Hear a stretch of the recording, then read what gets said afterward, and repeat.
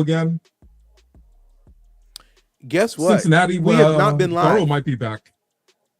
Oh shit, for real? I thought we were, but we weren't. I clicked start, but it didn't start it. I just took a look because I went to look on the thing. I'm like, it's not showing any type of viewers whatsoever. That's crazy. All right, guys, welcome. Well, We thought we were live. I literally commented. I'm like, it's not showing comments right now. see, I didn't even pull. I've been sitting here talking. I didn't even pull my phone up because I normally have it Dang, open this too. is crazy. Welcome, guys. We thought we were live for the past 7 minutes or so. Apparently, we weren't. So Listen, we had an amazing talk. I think we might have even. I think we even shared told you guys what the tonight's Mega Million winning- numbers are going to be on Tuesday in case you wanted to win it. Yes. Like, dang, I'm sorry, guys. We gatekeeping right now. It looks like subconsciously. Speaking of which, what's it doing, Maximilian? What's it doing, Maximilian? Man, listen, $900 million, man. I was talking to somebody and I was like, if I ever were to win the lottery, I'm buying stake in the NFL team. The NFL is not going anywhere. The NBA is kind of iffy right now. Baseball is, I don't feel like baseball is that great of a revenue generating type of thing. NFL? Who said they would let? Who said they would let you buy a stake? Listen, I'm coming in with $500 million. You going to let me buy a stake? I'm buying somebody out.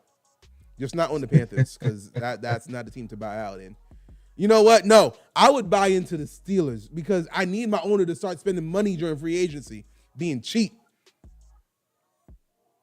He only has, he's one of the, relatively speaking, poorest owners in the NFL. That would actually make for a really good sitcom. A fan of a particular NFL team wins the lottery, buys into the team, and now starts making changes. Damn, I'm sick of this. I'll do it myself. Yo, listen.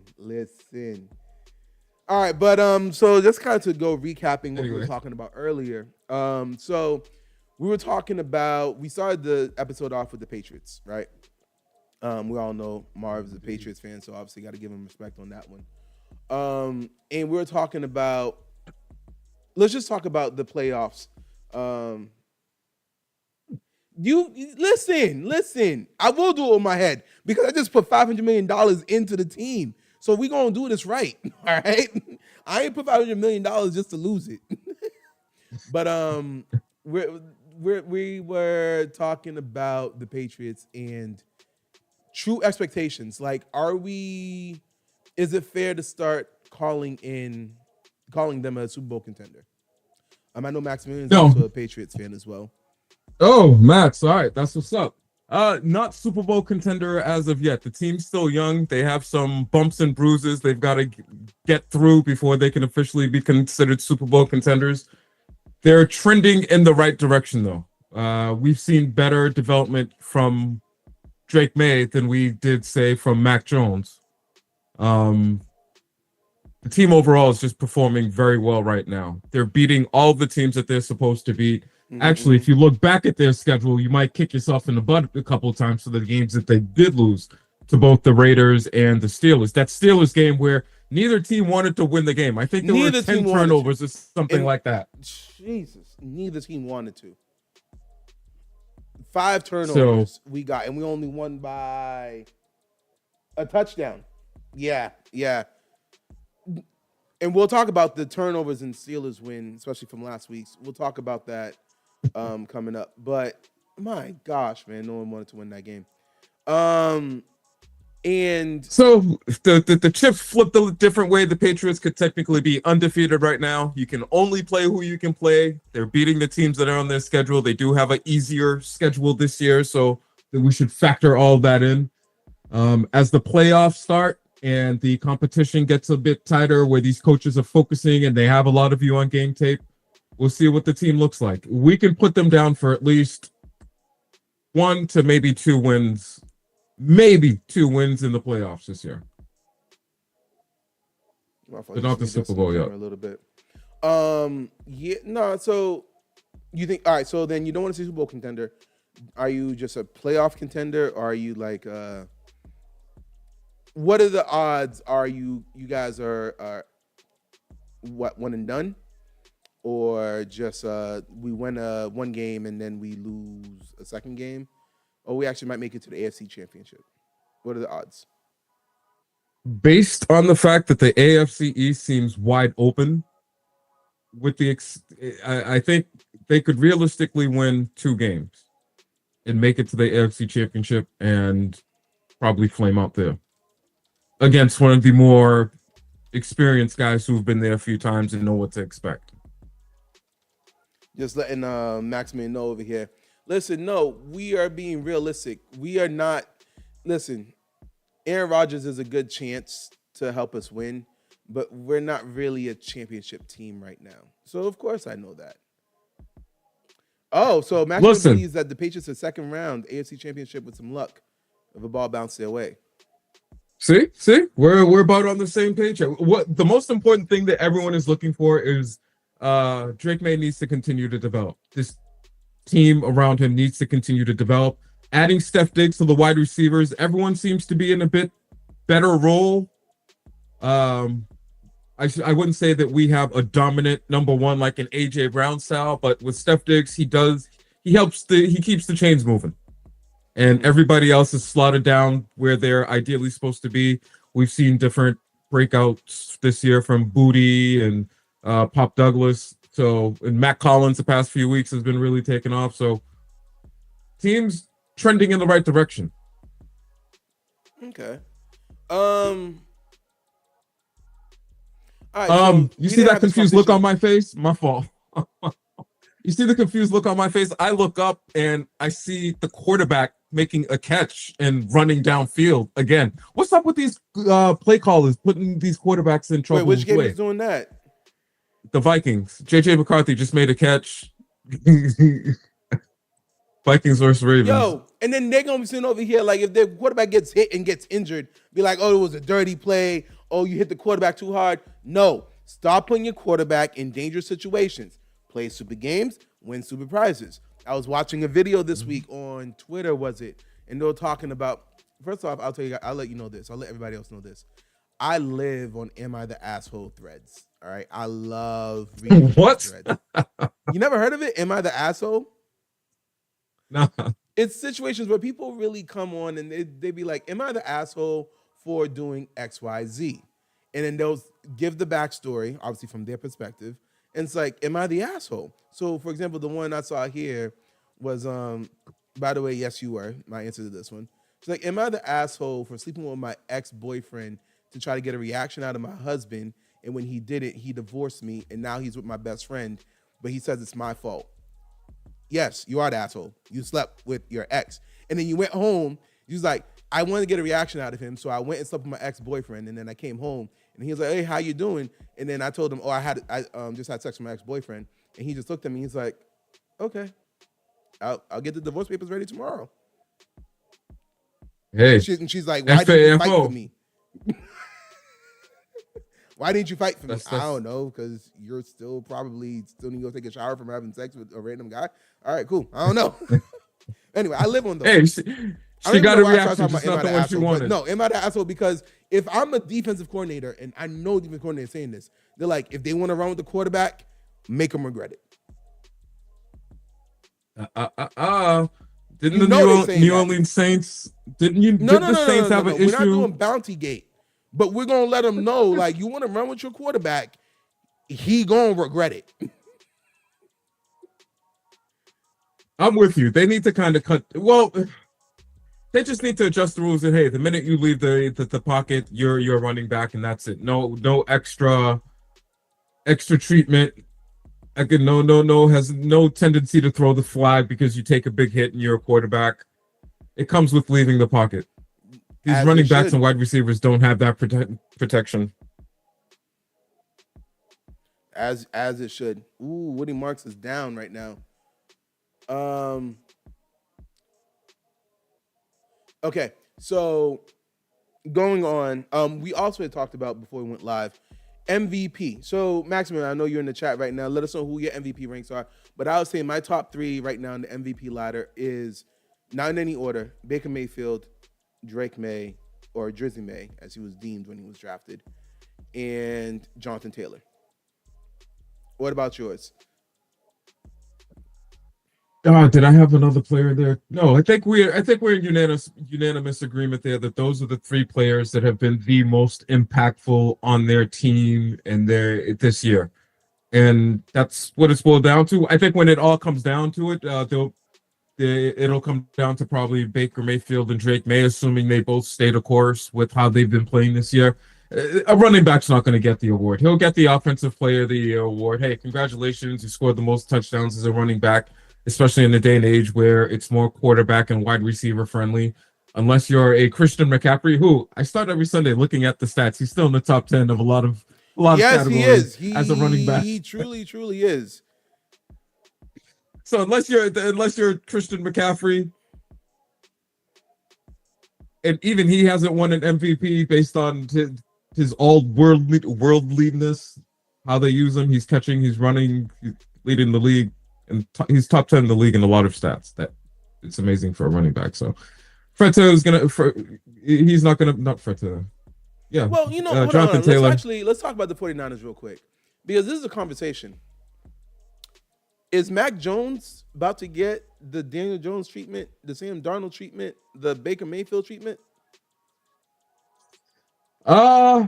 Possibly. I heard an argument on local radio this week that said, hey, part of what makes the 49ers is you don't necessarily have to spend on a big time quarterback for the 49ers system. They have almost a plug and play style system, which I kind of agree with. You've got a quarterback whisperer over there, so why are you investing too heavily into your quarterback position? If they didn't pay Brock Purdy, who do you think would have paid him?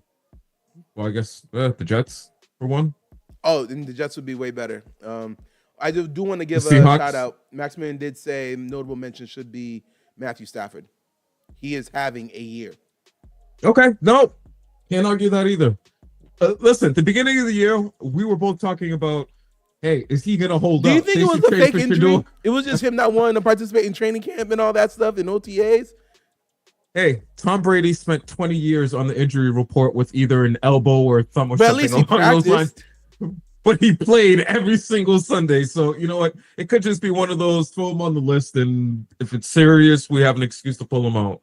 Hold on. The Jets are winning against the Browns, but it's been a punt return and a kickoff return. Hold on. 3 phases of the game. Yeah, a kick return and a kickoff return to start the game and a punt return. Look at that. Hey, while we're on the Browns, real quick. I don't think there's any arguing the greatness of Myles Garrett. However, for his production this season, is he a bit overhyped?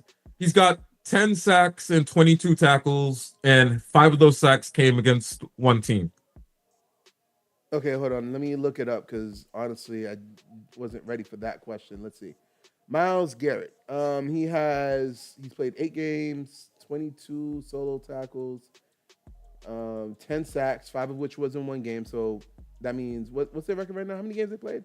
They played 8 games, right? Yeah, they played 8 games. So in 8 games, 5 sacks, little less than a sack a game. No pass and 3 tackles a game. No forced fumbles. Just under 3 tackles a game. He got a forced fumble. So I mean, he's getting just under a sack a game, and he's averaging 3 tackles a game. Just about. And again, we know he's being double teamed. So the question is, what are the other players doing? That's true. Who's the other defensive lineman that they got? Let's see who leads the team in sacks. Let me do it that way. Dang. Actually, not a lot of people are getting sacks on that defense. Interesting. Is he forcing the quarterbacks to throw the ball quick? At least the team got 1, 2, 3, 4, 5, 6 interceptions on the year. It's not that much. But as much as that is the case, if I take a look here. He's got 10. The next closest person on the team has 3.5 sacks. Yep. Which I really hate to have. All right. But if we're going to be real about it, Oh, uh, no. The defense hasn't been locking teams down. I mean, the Bengals, they held them to 17. Then the Ravens came in and scored 41 on them. Then the Lions came in and scored 34. Vikings scored 21. Steelers 23. Miami put 31 on them. Yeah, no, the defense has not been great. I think it's just more, honestly, I will say this. I think it's more of a discouraging than just his production. His production dip, I think, is just because it's discouraging. It's like, bro, what are we really doing here?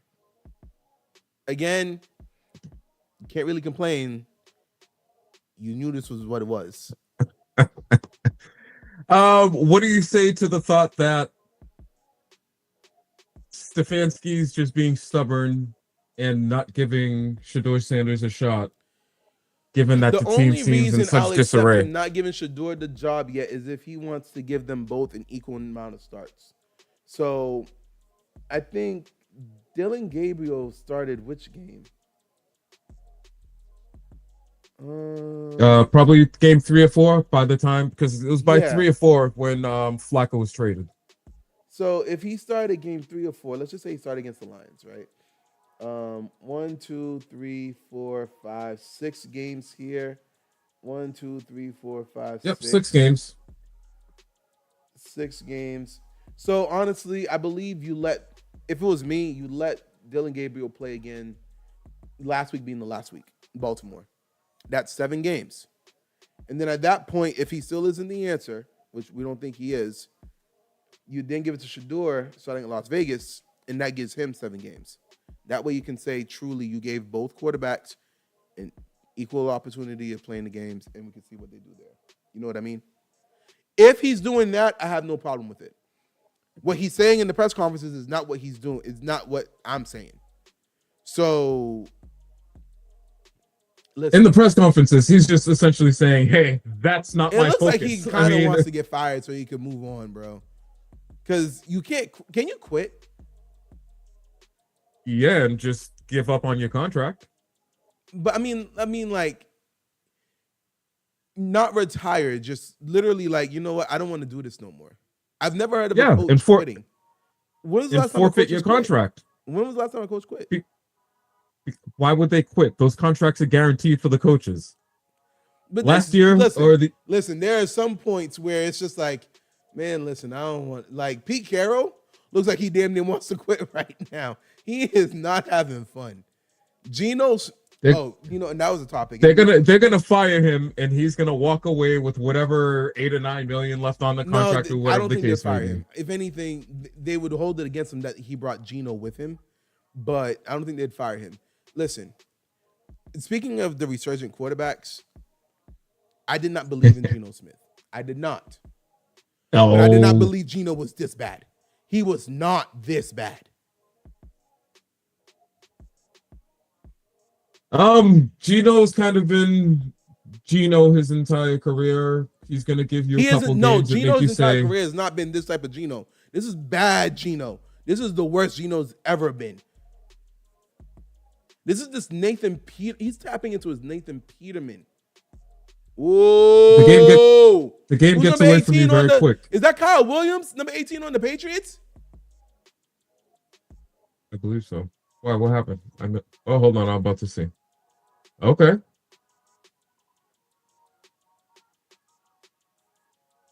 Yep, Kyle Williams. Ooh. Okay, see, end of the first quarter. We've got a game.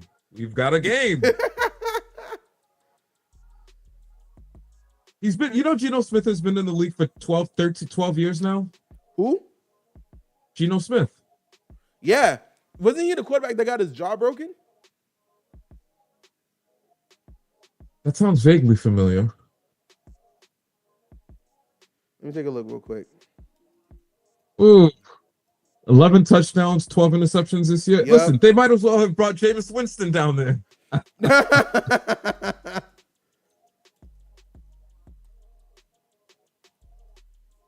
Oh. Yeah, he's Geno. Hey, they could be playing. He was the quarterback who got punched by the defensive linebacker. over a $600 plane ticket. And the linebacker broke his jaw. Hey, maybe they're positioning themselves for the Archie Manning Bowl. That's going to happen because, honestly, hey, I don't know if how things have changed. I don't even know if I want any of these quarterbacks. Why wouldn't you take a chance on a Manning?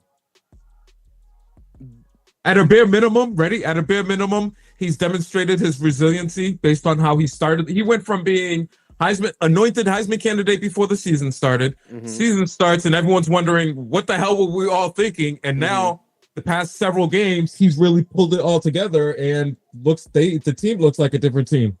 He looks like he's really taken another step. And again, he's a Manning. Listen, I will give him that he seems like he's better. But I don't know if I want to put my top 3 pick into Archie Manning.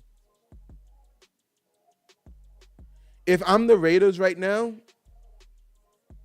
I need receivers. You got a tight end, you got a running back. Let's get a receiver and try to be like the Falcons, but better. And try to get Kyler Murray, which will be another topic for later today.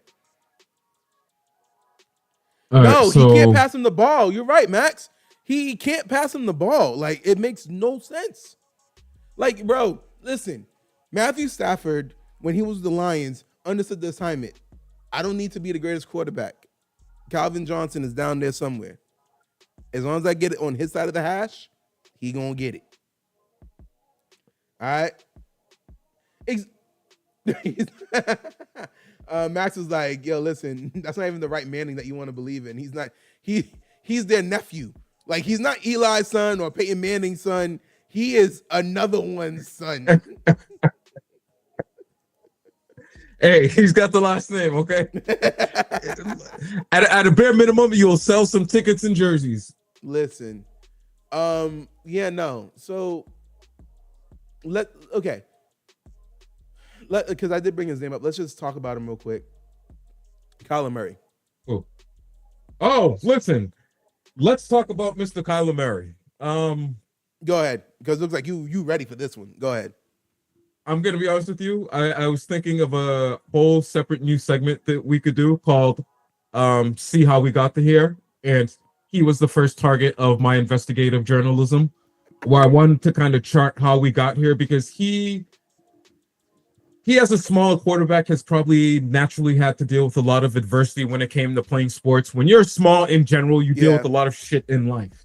So to be a professional athlete and an NFL quarterback, he's had to fight to get here. However, is he our latest victim of being just a starter or maybe just an average quarterback in the league?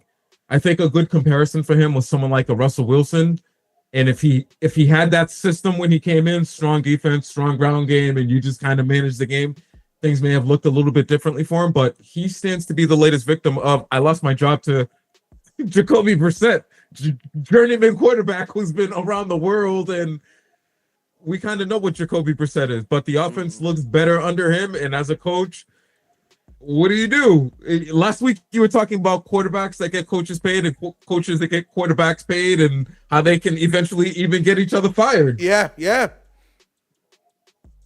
Hold on. Did we lose him? Is it me? Well, I'm doing hosting, so if I'm lost, then the stream is down.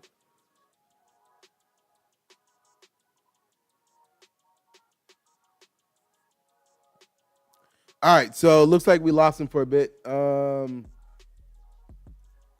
So I'll just keep going. Yeah, no. Kyler Murray got Cliff Kingsbury paid. And then Kyler Murray literally got Cliff Kingsbury fired. So quarterbacks can get you paid, and they can also get you to lose your job. Here's my take with Kyler. Oh, we got him back. He's back, y'all. Welcome back. Trying. You got dropped for a second. My apologies. Yeah, nah. So the last thing we heard you say was quarterbacks, how I said last week, quarterbacks will get you paid and eventually fired. I don't know if you said anything after that.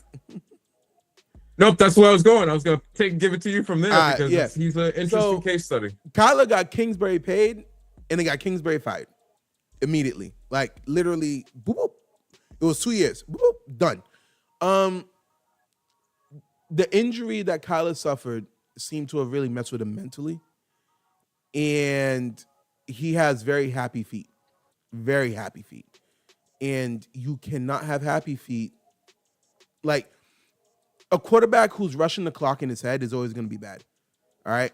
We literally were wondering if, well, not we, I definitely was one of the people who wondered if Marvin Harrison was really as good as we thought he was because of Kyler Murray. Jacoby Brissett said, yeah, no, Marvin Harrison is actually really, really good. Right? Just during last week's game, Marvin Harris Sr. came out and said that he wasn't watching the games. And during last week's games, what happened? They opened up the game with Brissett thrown 5 or 6 times consecutively to him. He had about 68 yards or something like that in the first quarter, first half. So he's decent. You got to wonder if another quarterback, as we're seeing with Jacoby Brissett, couldn't get a bit more out of him. Now, so Maxman really brings up, and I'm gonna bring that up about the MLB possibility. But he got happy feet. He's rushing it. He's not letting plays develop. He's not reading the field properly. Like, if he read the field like he read a Call of Duty map, might be a little bit better, but he's not doing that. So I do not think he's done as a quarterback, but he needs to be reprogrammed. And remember how I said a few weeks ago that, you should get an offensive-minded head coach for the quarterback, and once the quarterback is all set, you get a defensive head coach to work on that defense and everything, and let the quarterback and the OC work together to manage the offense, and then the head coach could be thing. That's kind of what they did, because I don't think Gannon is an offensive coach, is he? Hold on, I'm taking a look. Not sure.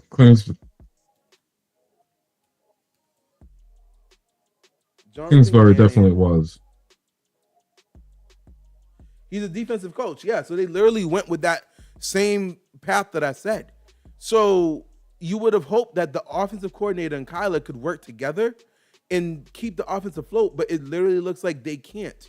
Now, reports are coming out that Kyler Murray and the Cardinals are going to talk this offseason to see if they're going to either keep him or move on. Honestly, it's time to move on. Cap hits. Give him a fresh start. If anything, you can't cut him. You got to trade him. So give him a fresh start. It's going to be at least one more year. No. They can trade him after June 3rd or whatever that date is next year, and just chew the $30 million cap. Now, as Maximilian said, they literally have been drafting top quarterbacks back to back to back, and they're gonna do it again. And I don't know if there's any quarterback in this draft that I really want. Like, me as a Steelers fan, I don't know if there's any quarterback I really want in this draft. I'd rather go with Kyler Murray than get a rookie quarterback this year. Kyler Murray, just like the NFL doesn't have a real dominant team, I'm not hearing any dominant quarterback names being thrown around in college this year. No. Give me Kyler Murray for 2 years. Like, right now, you know what it is? The Steelers are in the same position that the Colts were in for the past, 7 years or so, right? Oh, wow. 62-yard touchdown to Chris Olave. Where it's like, we lost our franchise quarterback. We don't want to draft a quarterback. Let's try to get a quarterback from another team where they don't appreciate them anymore. They did that with Matt Ryan, and then, it wasn't Matt Ryan first. It was, what's the quarterback he used? Phillip Rivers, then Matt Ryan, then someone else. And then they're like, you know what? We just got to draft one. And then AR is done. Like, they're not going back to AR. But, right now, my Steelers are in that quarterback purgatory, right? Ooh, Maxman with a good suggestion. The Cardinals trade for Mac Jones. Come on, we see Mac Jones right now with the offense in San Francisco. You give him Marvin Harrison, McBride, and then they get the running back James Conner? Yeah, James Conner. It wouldn't be the worst place because clearly it's Kingsbury is a very offensive guy, but Mac Jones has limitations. We've seen the good and bad with Mac Jones this year in San Francisco. Is he He's not. better? Okay, fine. Then let me ask you this question. Right here, right now, who's better, Mac Jones or Kyler Murray?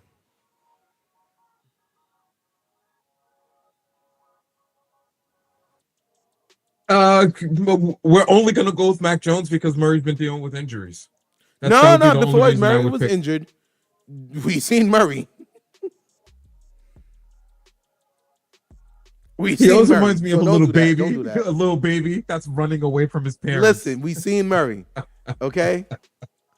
Mac Jones is the king of Karens, and Kyler Murray is the king of toddler-looking running backs. All right. Hey, this has nothing to do with anything, but Miami just smacking the Bills around 13-0 right now in Wait, the hold on, second hold on, quarter. hold on, hold on. Miami? I didn't have that one. Yes, you see? I thought I was seeing things. Yo, what? Miami confuses the hell out of me, and it's not even just Miami. It's, you see, they're gonna say it's because they took out the Papa shot. That's what it was. It woke the team up. Right now, I would rather have Mac Jones than Kyler Murray. Now, the thing is, I wouldn't want Mac Jones for my Steelers because we need a quarterback who's a leader. And Mac Jones, I don't know if he's a leader. I don't know. I can't see a team following him. The team is following George Kittle and C-Mac. They're not following Mac Jones. He's just one of the people on the team. If he comes to the Steelers, we got DK, but I don't know if there's anyone else in the offense who's a real leader. Listen, I would not like Mac Jones in this Pittsburgh Steelers uniform. He doesn't seem like he's Pittsburgh Steeler material. No, there's certain because players, he always looks like he got certain shot when he's hurt. Like, we need you to grin and bear. We ain't got no time for those theatrics. You need to carry yourself. Yes. Okay. I think Ben Roethlisberger was probably the prototypical Pittsburgh Steeler quarterback. Big, tough. He can take a beat. He's gonna, when I think of Pittsburgh Steelers quarterbacks, that's who immediately jumps to my mind. They haven't been able to nail the position since he's left. No, we haven't. We really haven't, and it kind of sucks. So Kyler Murray. Okay, so top 2 landing destinations for him next season that you think that he would thrive in. Where? The Jets. Well, they're blowing it up, and they're ideally probably going to look to start over with a quarterback. Excuse me. Bless you. But thank you. He needs to be on a team that's defensively strong and that has some weapons, some offensive weapons on it.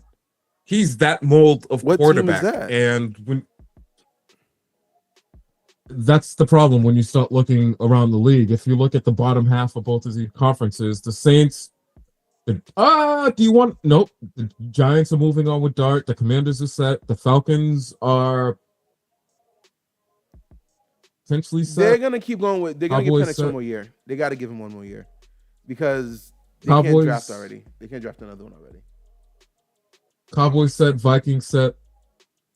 Panthers still don't know what they have with Bryce Young. I think they should move on from him. The Bears are 5-3 this year and looking like they can give Caleb a chance to keep going. The Lions is set. The Niners, question mark. The 49ers. 49ers. How do you be a backup and potentially follow the trajectory that's common for quarterbacks this year? Hey, let me go into a quarterback-friendly system. Let me kind of reshape and work on my game and see what happens. We've seen what's his face just get paid. You're a team, and players are just coming. Quarterbacks are just coming to your team just to kind of like, hold on, teach me, coach. Like, really, that's what it is. That's really what it is. I need you to teach me how to be a quarterback. All right, cool. You're gonna learn under us, so that you can leave at the end of the year and then go be a great quarterback somewhere else where you might be a road obstacle for us down the road. Like, think about it. If right now that's how the cookie breaks. Let's look at this. If the Rams meet the Buccaneers in the NFC Championship and the Buccaneers win, you know what they're going to say? Damn it, we taught Baker Mayfield too much. we helped. Listen, teaching is one thing. Executing is also a big part of it is, the but equation. at the same time, a lot of people like Baker Mayfield's career would not be here if he didn't spend that 1 year or half that year with Sean McVay. Because let's be honest with ourselves, these quarterbacks, they're getting drafted at 19, 20, and 21 years old and being given the keys to an organization and saying, okay, buddy, you're our franchise now. Let's go win. Well, some of them aren't playing more than 1 or 2 years in college, and that may not be enough for them to do what's expected of them when they get to the pros. Well, the Bills are finally on the board. They got a touchdown. Whoop-de-doo. Listen, I'm hoping the Bills lose today. No, he isn't. I misread that. I'm sorry. Oh, no, he got a 20-yard catch. It wasn't a touchdown. Yeah, no. I don't know. So right now for me, it would be Kyler Murray. I'd want him in the Raiders could work. Because then he'd be with, again, I would hope he would learn under Tom Brady. Guys, you think Tom Brady's spending his spare time hanging out with these players? He's out here trying to make millions and lead up. No, he's trying to make millions, but you know Tom Brady don't like losing. He don't want to be associated with a losing organization. You know it. When I look around the NFL, I don't see a clear destination where you can say, "Oh, hey, there really isn't." I mean, his best bet would be to find himself in a system as a backup, somehow get some play to resurrect his career. Because the Vikings do need a backup. Hey, if they can get him at the right price, why not? That's the thing. If you trade, here's the issue. All right, so you just kind of you kind of highlighting the point. He has to be traded, right? And if he's traded, you got to give up capital. Well, I'm trading for him to be a backup quarterback because he's not a starter anymore.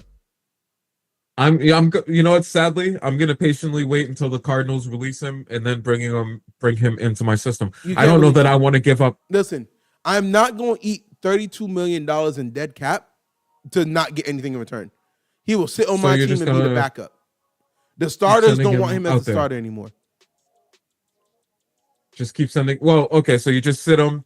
Hey, Jacoby Brissett, you're the man moving forward until we figure something else out. And that's it. Yeah. You guys start planning for who's my quarterback next year. Are we gonna keep going with Brissett? Well, it depends on how he finishes the year. If not, can we get Mac Jones? I don't hate that. Where you do a straight trade, like, yo, I give you Kyler Murray, you give me Mac Jones and a 4th-round pick.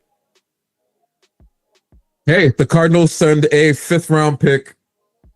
What is their record going to be? Their record's not going to be that great this year. No. Okay, NFC. All right, so they're 3-5. You send a 5th or a 6th-round draft pick to Cleveland for Shedeur Sanders. And you put Shedeur, and you sell it as putting Shedeur Sanders with Marvin Harrison Jr.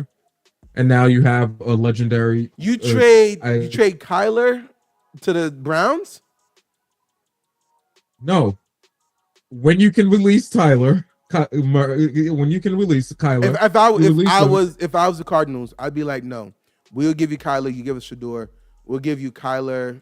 You give us Shedeur and a 4th or something. No, we'll give you Kyler. They need a quarterback. And you said, what if you went to a team with a solid defense? They don't have a quarterback. Dylan Gabriel is not the answer. If they don't want to see what Shedeur got, let's give you Kyler Murray. I think the Cardinals and Browns could get something done that lets both teams walk away, where Murray ends up on the Browns, Shedeur ends up on the Cardinals. It's just a matter of, it'd be a matter of what's the draft pick compensation. You're not going to get a lot. You're not going to get a lot for Sanders because he's not playing, but you believe he could play before his draft. Everyone believed he was a 1st-round talent. But you're not going to send that, especially when they only invested a 5th-round draft pick in him. So agreed, and that's what I'm saying. If that's the case, then we do a trade. I'm giving you a quarterback that you could use this year.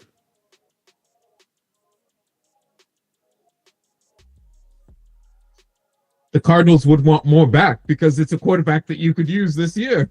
Yeah, but the Cardinals kind of don't want him. So if they take Shador in the 4th or Shador in the, ideally you would want Shador in the 3rd. What you really would want is Shador and a 3rd-round pick, because we're going to be eating $32 million in the cap space. We're paying him that money's already out of our books. Actually, into yours. That right there might work. You're right. You're responsible for the rest of his salary. The Cardinals already paid the rest of his salary. It's already guaranteed. Already paid out. So we give you Shador, where you're having him on a really good discount. No, we're giving you Murray on a really good discount because we already paid off that salary, and you give us Shador in the 3rd.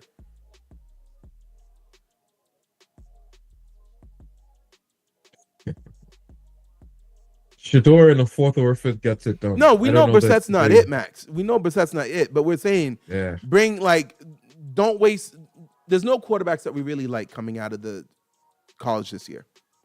So instead of wasting one of your top 3 picks this year on a quarterback, you could put it on an offensive lineman or whatever you need. I don't know what the Cardinals need is yet. I haven't really looked at the team like that.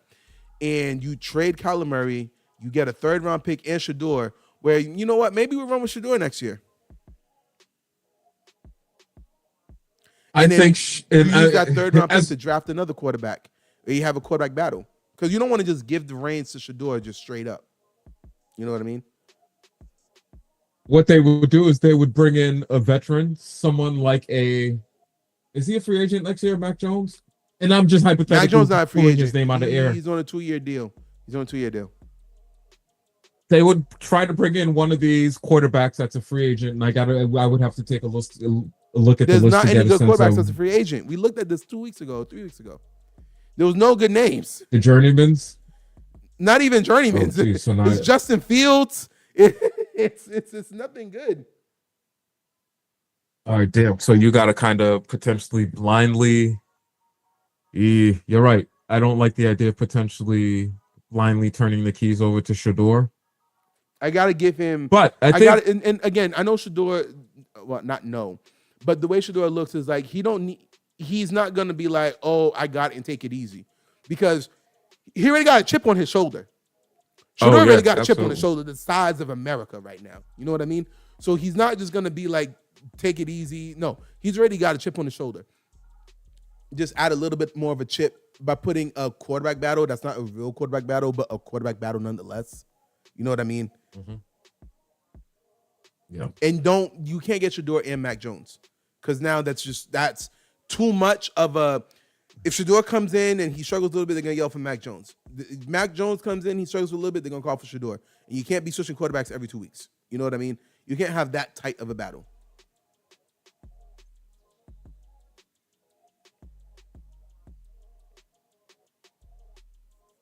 You're right. They would have to bring somebody in. The question is, who's that somebody? It has to be somebody that, in the event it didn't work out with Shador, could clearly take the helm and run with it.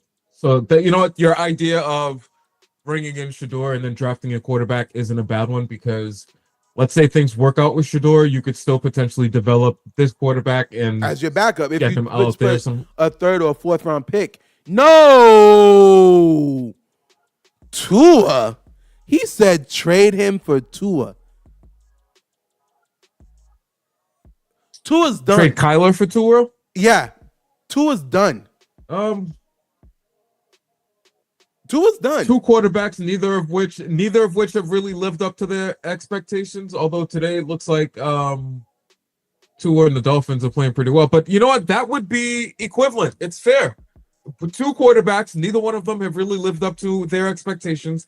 They've both shown flashes of what they could be. Why would I trade for someone who I'm having the same exact issue with? Tua and Kyler are literally the same people with different helmets. Maybe they need a change of scenery. Ooh, holding.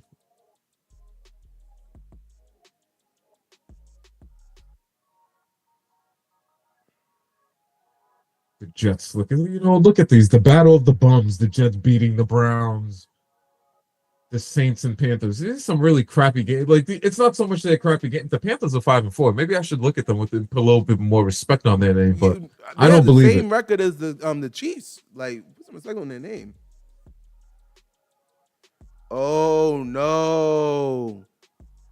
Who are you more worried? Oh, geez, they just tied the game. Jerry Jeudy, did I start him? You rather have Tua than Kyler? Nah, Max. You know what? I'm gonna have to put you in timeout for that one. Hold on, let me find out. Nah. You might listen. I might have to put you in timeout. Yep. Yeah, I'm putting you in timeout. This man said Tua over Kyler. Put user in timeout. Sit there for 1 minute. No talking.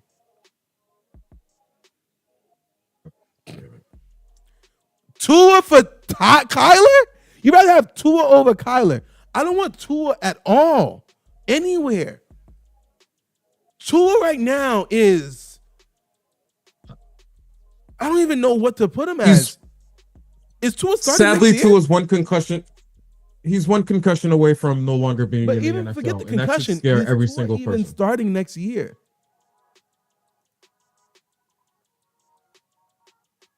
The team has shown flashes of... They've shown flashes this year. Does he start next year? Is McDaniel still there? They just got rid of the GM.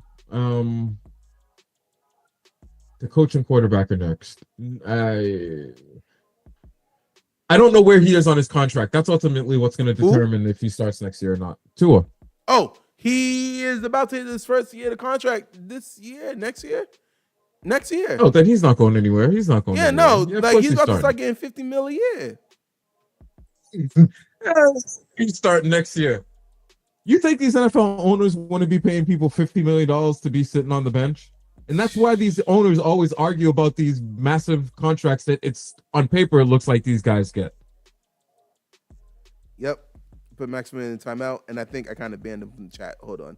I thought I just put him on timeout. Whoops. Hold on. It said 60 seconds. Oh, what's all these deleted messages? Max, put something in the chat. I need to know if I messed it up. Yeah, everything was deleted. Yeah, it says deleted. I thought timeout. Oh, you just sent comment for a little bit. I'm still learning about the features of the YouTube chat, man.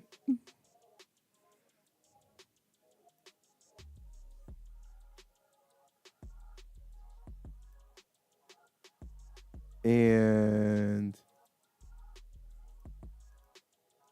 interesting. Whoops. Oh, okay. He's back. All right, cool. It doesn't bring any of your previous chats back in. Oh, that's interesting.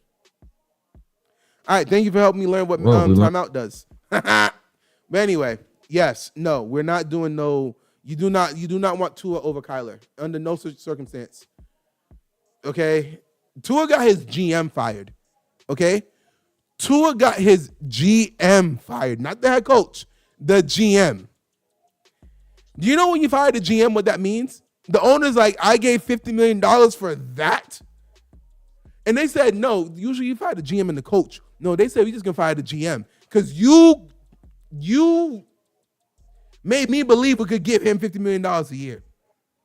The coach is working with what he got. The coach is working with what you gave him. You made me believe he was worth $50 million a year. That's not $50 million a year product on the field right there.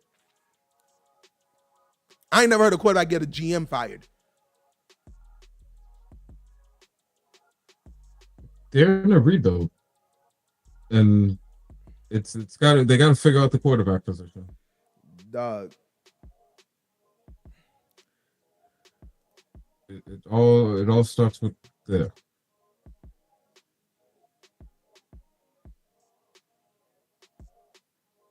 How can I put your messages back up?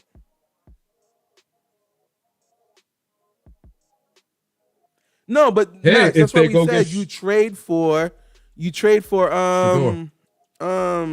what's his name? Shador. Yeah, you trade for Shador. Trade for Shador, and you draft the quarterback. Miami Dolphins just scored again, 16-point lead for them. Now, as a Pats fan, I'm selfishly rooting for them to win because that will I hopefully give them. Hopefully the Pats win today and the Bills lose, and the Pats maintain that AFC East lead. Man, listen. All right, so okay. Right back because we're about to get into halftime here. Let's see, where were we before the whole Kyler Murray thing?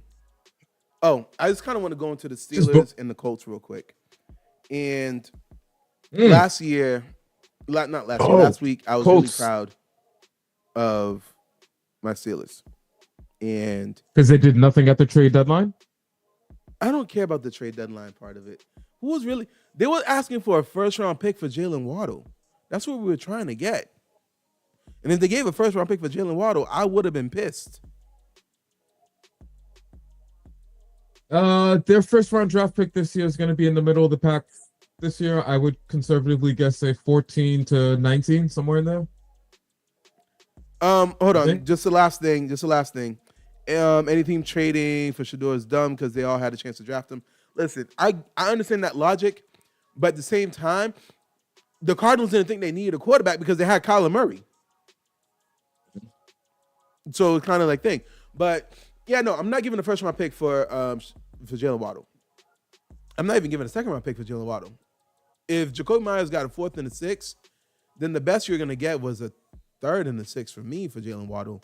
Not to say that Jacoby Myers is that close to Jalen Waddle, but Jalen Waddle is not. He would not be coming over here to be the number one wide receiver. That's DK Metcalf. Come over here to be the number two. And why am I giving a number two quarterback? Why am I getting a number two wide receiver for a first round pick? That's ridiculous. Hey, when you say third and sixth, you mean third this year and sixth next year potentially, or third and sixth in the same draft? I potentially would have done a third and a sixth in this year's draft. If I could get away with a third this year and a sixth next year, I'd be good with that. But assuming I can't, then a third and sixth this year is what I wouldn't mind. That just seems like a lot of capital to give up for a team that's still, I get it, they have their coach, but who's still not stable quarterback and who would ideally like to beef up its defense. Cam Hayward is not going to be here forever, okay? He's not going to be here forever. But listen, Cam, we're not winning this year. I think there's certain teams that, in my opinion, they always need to have a defensive identity. The Chicago Bears, the Baltimore Ravens, the Pittsburgh Steelers. These are teams that, based on their history, they need to almost have that home run player on defense. And for the most part, they've been able to do that. But let's go Vikings! Let's beat the Ravens, baby. But yeah, no. So I don't really care too much about them not doing too much because it looks like teams are being a little too greedy with trades this offseason or this midseason. Like I don't understand the reason that the Jaguars traded for Jacoby Myers. You think you're in the championship window or something? Like what is that? The Colts made sense. They've been having a lot of injury issues in their wide receiver room. Okay, that's so I give a fourth and a sixth to help shore up my offense, which is not going to help me get into the playoffs. They've been Thomas Jr. He's leading the team with the most drops. They've been having and he's injured issues, and Jacoby Myers is, if nothing else, he's a consistent wide receiver. If nothing else about Jacoby Myers, he's consistent. Okay, let me ask you this: did this help them win the championship? Are they now a Super Bowl contender? No, they the answer are is no. not. No, the answer is no. The answer is no. No. Okay, they're a wild card team right now. So you get your fourth and your sixth round pick to make sure you're a wild card team. That's all you really did. We're not sure if you're going to win a game in the playoffs. All you did was made sure you definitely are a wild card team. You're going to give up a fourth and sixth round pick to make sure that I'm a wild card team? That's really what you're going to do? Why are they 5-3 and the Colts are 8-2? Whatever. If they're playing today, the Colts probably one of them. The records. The Colts? Yeah, the Colts are 8-2, Yep. and the Jaguars are 5-3. They They didn't probably play had yet an today. early bye week or something. They didn't play it today, and they had That a bye also week already. explains it. That see, Oh wait, that's no, the they're playing right now. logic I was So going wait down. till today, and then they'll have that one game played. And the Colts already played this morning, so Yeah, that's why it and the looks like they Colts have a bye week 2 game week. is Okay, next week. So yeah. so uh, based on the way that division is, do you think there's any way that the Jacksonville Jaguars could win the division? I mean, they're really only separated from the Colts by a game or two. In order for the Jaguars to win the division, they are what? Right now, it looks like they're beating the Texans, so they would be 6-3, and the Colts are 8-2, right? So they'll be 2 games behind. Did the Jags play the Colts yet? They have not.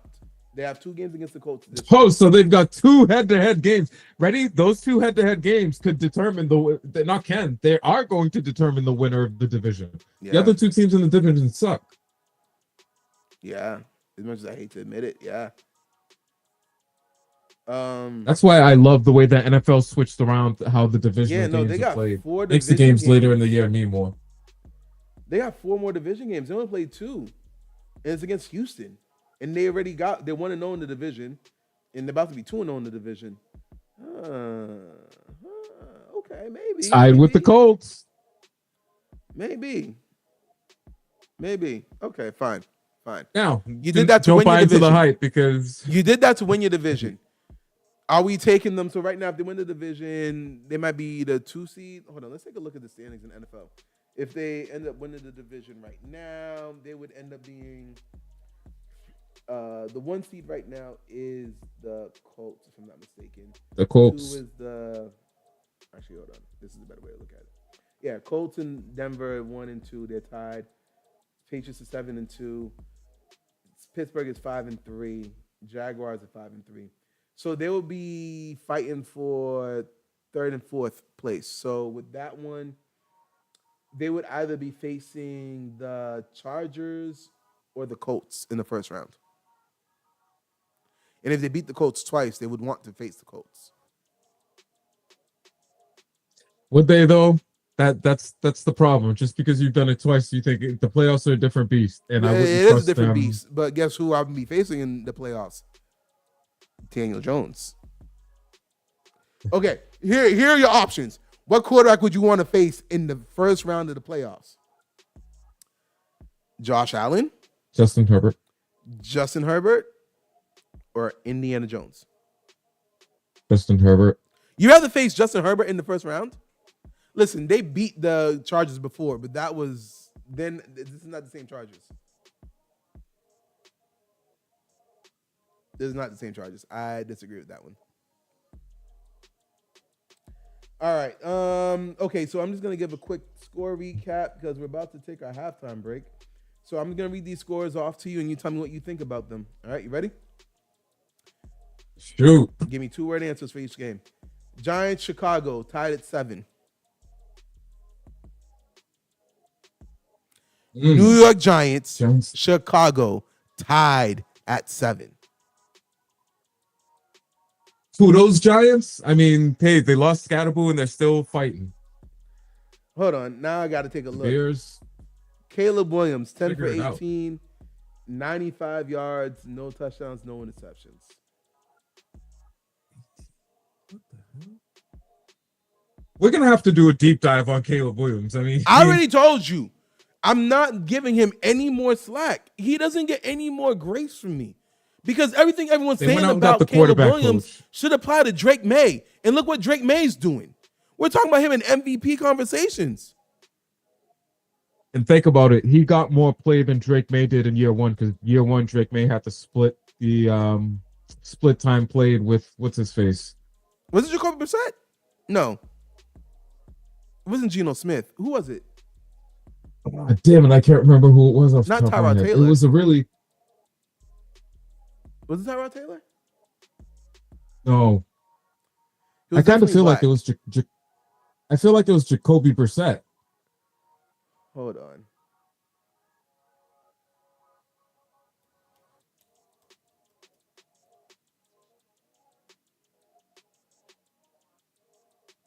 Oh,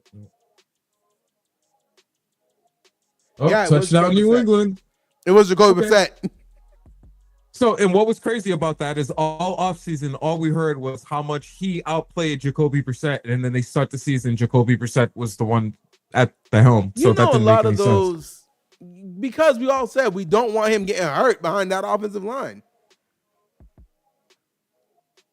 Oh my gosh, going for a Steph 40 goal with Diggs. 2 seconds left. Steph Diggs. Oh!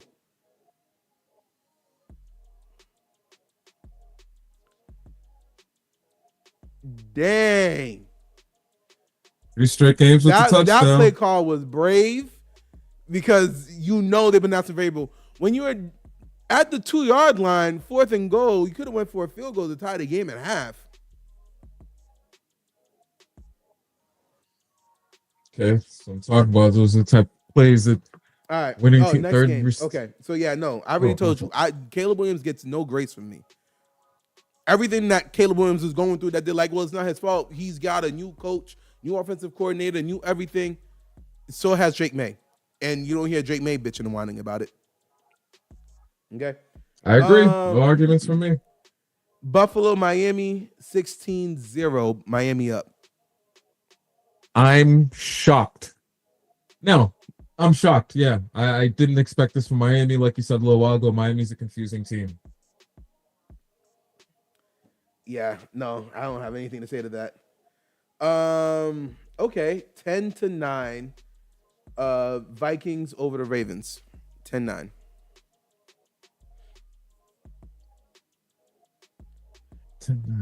Another one I'm shocked. Is Lamar playing today? Who's playing quarterback for the Ravens? Lamar's playing. Yes, Lamar is playing. And 10-9? Yes, and mind you, they just now got their. It was actually 10-3. They just went 3 field goals in a row. Is it 3 field goals in a row? No, it was 2 field goals in a row. It was 10-3. Then they did 2 field goals in a row. Yeah, the Vikings have been up for the entire game. The Ravens have an uphill battle for the rest of this year. So. Yo, listen, they cannot afford a loss right now. If their goal is to win the division, they cannot afford a loss. If their goal is to, because they can't make wild card, their only hope is to win the division. Cleveland Jets, 14-17. Jets are up. Another confusing game. Who's quarterbacking for the Jets today?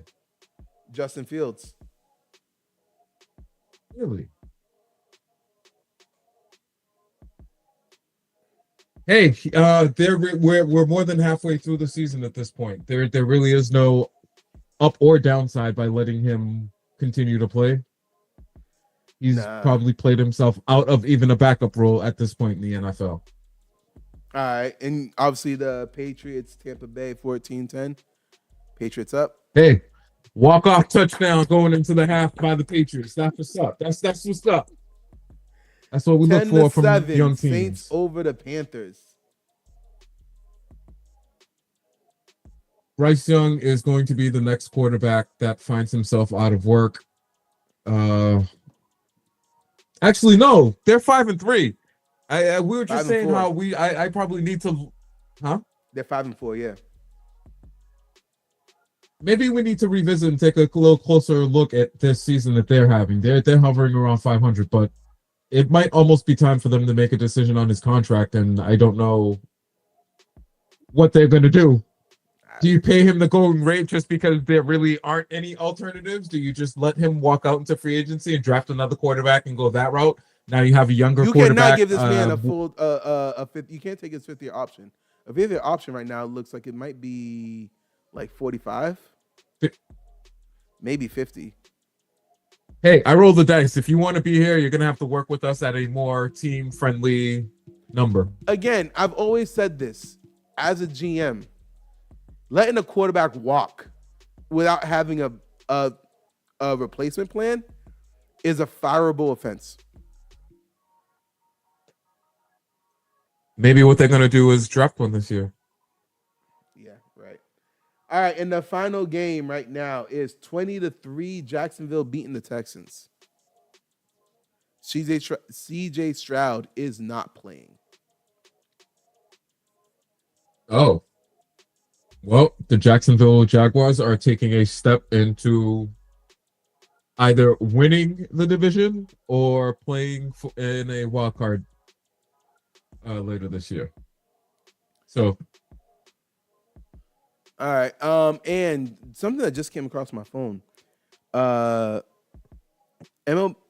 baseball. 2 pitchers have been arrested for accepting bribes on rigging their pitches.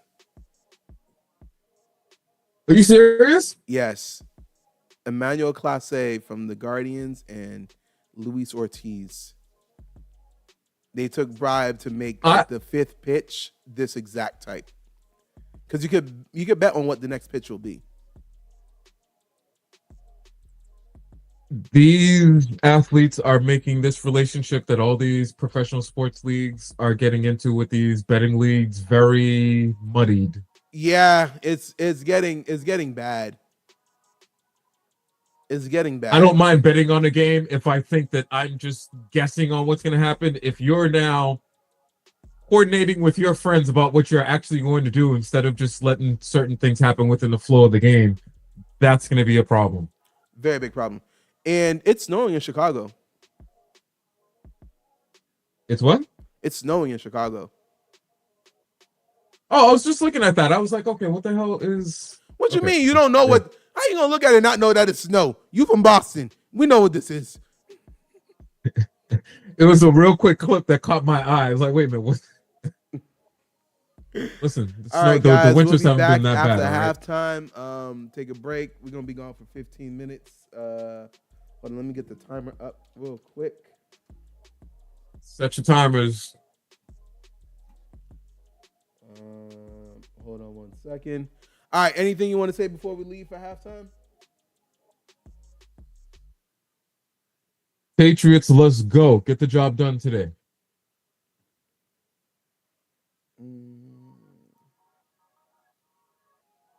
Steph Diggs looking like an all-world wide receiver catching touchdowns every week these days. All right. So yeah, the time is about to go. You can see it on the screen. We will be back. Latest.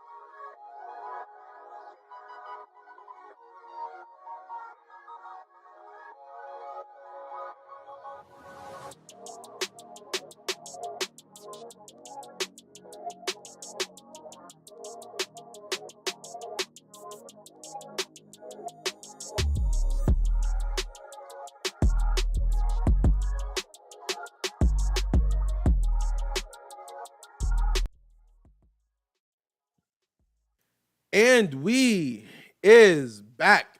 Did you see the Patriots touchdown? Just before the half, Steph Diggs. No, they scored right after the half too. Oh, no. Oh, 21-10. Listen, that's the one thing that I've really appreciated about this year's Patriots team is even if they have a shaky first half, second half, they usually come out and look significantly better. And I think these are all small signs that you want to see a young team take in their developmental process. So they pointed out that this is the 7th straight game that the Patriots have scored on their opening second half drive. It's the sign of adjustments. Hey, this is what we were doing in the first half. This is what we're seeing. Let's switch it up a little bit. And you know what? That's another small sign of a Josh McDaniels run offense. He's going to run 3 or 4 plays out of the same looking set that looks identical. No, for real. And then it was Travion Henderson, 55-yard rushing touchdown. Just missed him. Who's that? Do you think the Buccaneers are kind of screwed right now with not having Mike Evans or Chris Godwin? That's the way the cookies crumble sometimes. That's the way the cookies crumble. I think yes, they are.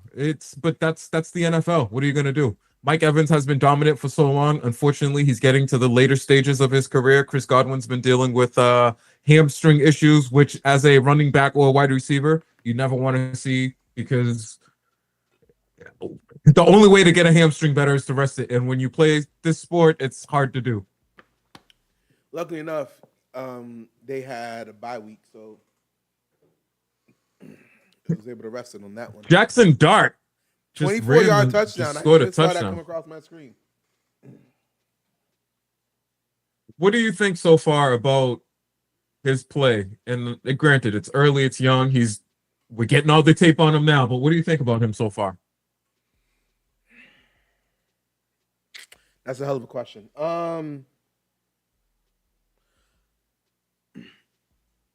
Dayball needs to Do you be like his better offensive potential? coordinator. Okay. Jackson Dart has shown that he got it, but I don't like the play calls I'm seeing for him. And I don't know how much of that is because they don't really have anyone to throw the ball to. Malik Neighbors is gone. I don't know. Theo Johnson is something. Man, I don't know. It's just the offense seems to be lacking something. You know what I mean? And that's just all I can say for it. I'm interested to see what his year 2 is going to look like. Year 1, he's doing some things. You're right. He's showing that he's got some of what we call the it factor and the swagger factor that he's bringing to. And he's in the market where if he's able to at least be, let's say he's able to be just a star, he's in the right market for that. He's in New York. That's one of the bigger markets that you want to be in. And tell me America doesn't want to have a white superstar athlete in NFL. Hey, they won't hate it. Let's say that. I mean, I think one of the early pictures I saw of him in one of the earlier games he played really well in was a picture of him after he or Scadaboo had just scored. He and Scadaboo standing in the end zone. He's got a big chain on, looking like a mixtape cover. Like, they got swagger. Ain't no more questioning that. Them boys got swagger. Yo, listen, they got some swagger.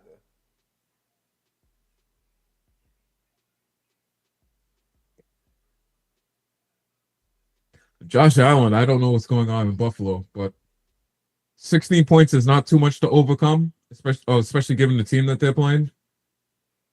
It's not. It's just a 2-possession game right now. But is there going to be more conversations if they lose to the Giants? Because people are talking about like, oh, the Bears look like they're legit this year. The Bears are looking like legit this year. The flaming concern over the Bears isn't fully put out. What everyone, at least, I think, is happy to see this year is the fact that they look like they've taken they look better this year than they did last year. And whether that be the coaching or whether that be it's making more sense to Caleb right now, they just look better at this point than they did But last year. sometimes, okay, I hate when people are like, yo, we look better than we did last year. Last year, the bar last year was so low to the ground, even hell couldn't get underneath it. All right, it was below hell. So like, that's not something to really be proud about. If you looked the same as last year, it'd be even worse. But again, it's the didn't I show the stats? Let me pull up the stats real quick, just so I can read them off to you. But so go about the Bears. Excuse me. The Bears, I don't know. They went out and they got the coach. They put the coach with presumably the young man that they selected to be the franchise quarterback. It looks a little bit better, but he's still having and demonstrating those hiccups. As he gets closer to his fifth-year option, you got to start wondering, are they comfortable with him? See, when you hear the number, would you pay Caleb $50+ million a year right now to be the leader of your franchise? Hell no. And at the helm? Hell no. Okay. Here, I'm going to read you some stats. Okay? Caleb Williams' first 10 pass attempts in a game. Okay? He is 55 for 80, throwing 68%, 4 touchdowns, 2 interceptions. Okay? Is that first 10 plays today? Huh? Or is this today or just in general? Not counting today. Okay. Attempts 11 through 20. He's now 47 for 80, 58% completion, 540 yards, 2 touchdowns, 1 interception.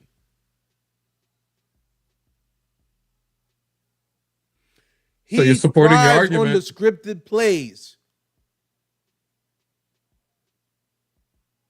Yeah, that's what he prepares for all week, and he's able to seconds of execute them passes, well. You go down from 623 yards to 540 yards.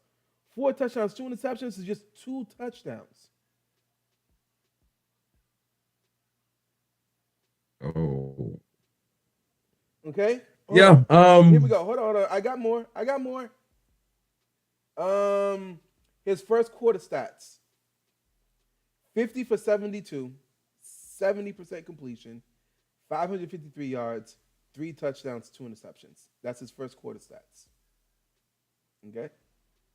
In the second quarter, it goes down to 41 for 74 yards, 74 attempts, 464 yards. About a 100-yard difference in the second quarter. Still, 3 touchdowns, 1 interception. Okay, I'll give him that. Third quarter. So he's just about. It gets. Third quarter is kind of, and I guess maybe they go back to scripted because the numbers bump up a bit. Wait, no, don't. I lied. Hold on. Yeah, no, I lied. Because third quarter is 32 for 53, 60% completion, but 398 yards. 3 touchdowns, 0 interceptions.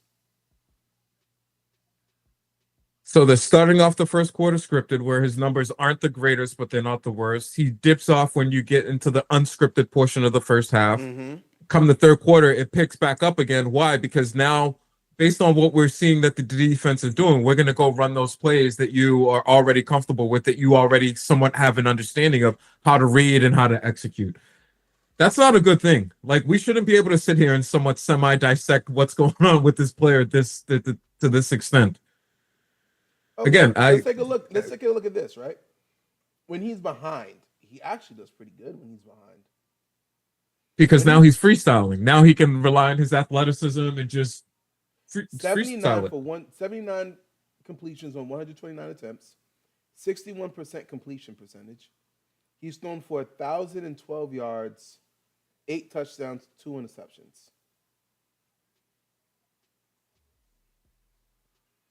That's pretty good. That's not bad. Quarterback yeah, rating, now when you just got a freestyle, go be yourself. When he's behind, his quarterback rating is 100. Go make something happen. Got it, coach. His quarterback rating in the second quarter is 82%. First quarter, 94.3. The first 10 attempts, quarter QBR, 98%. 11 through 20, 82%.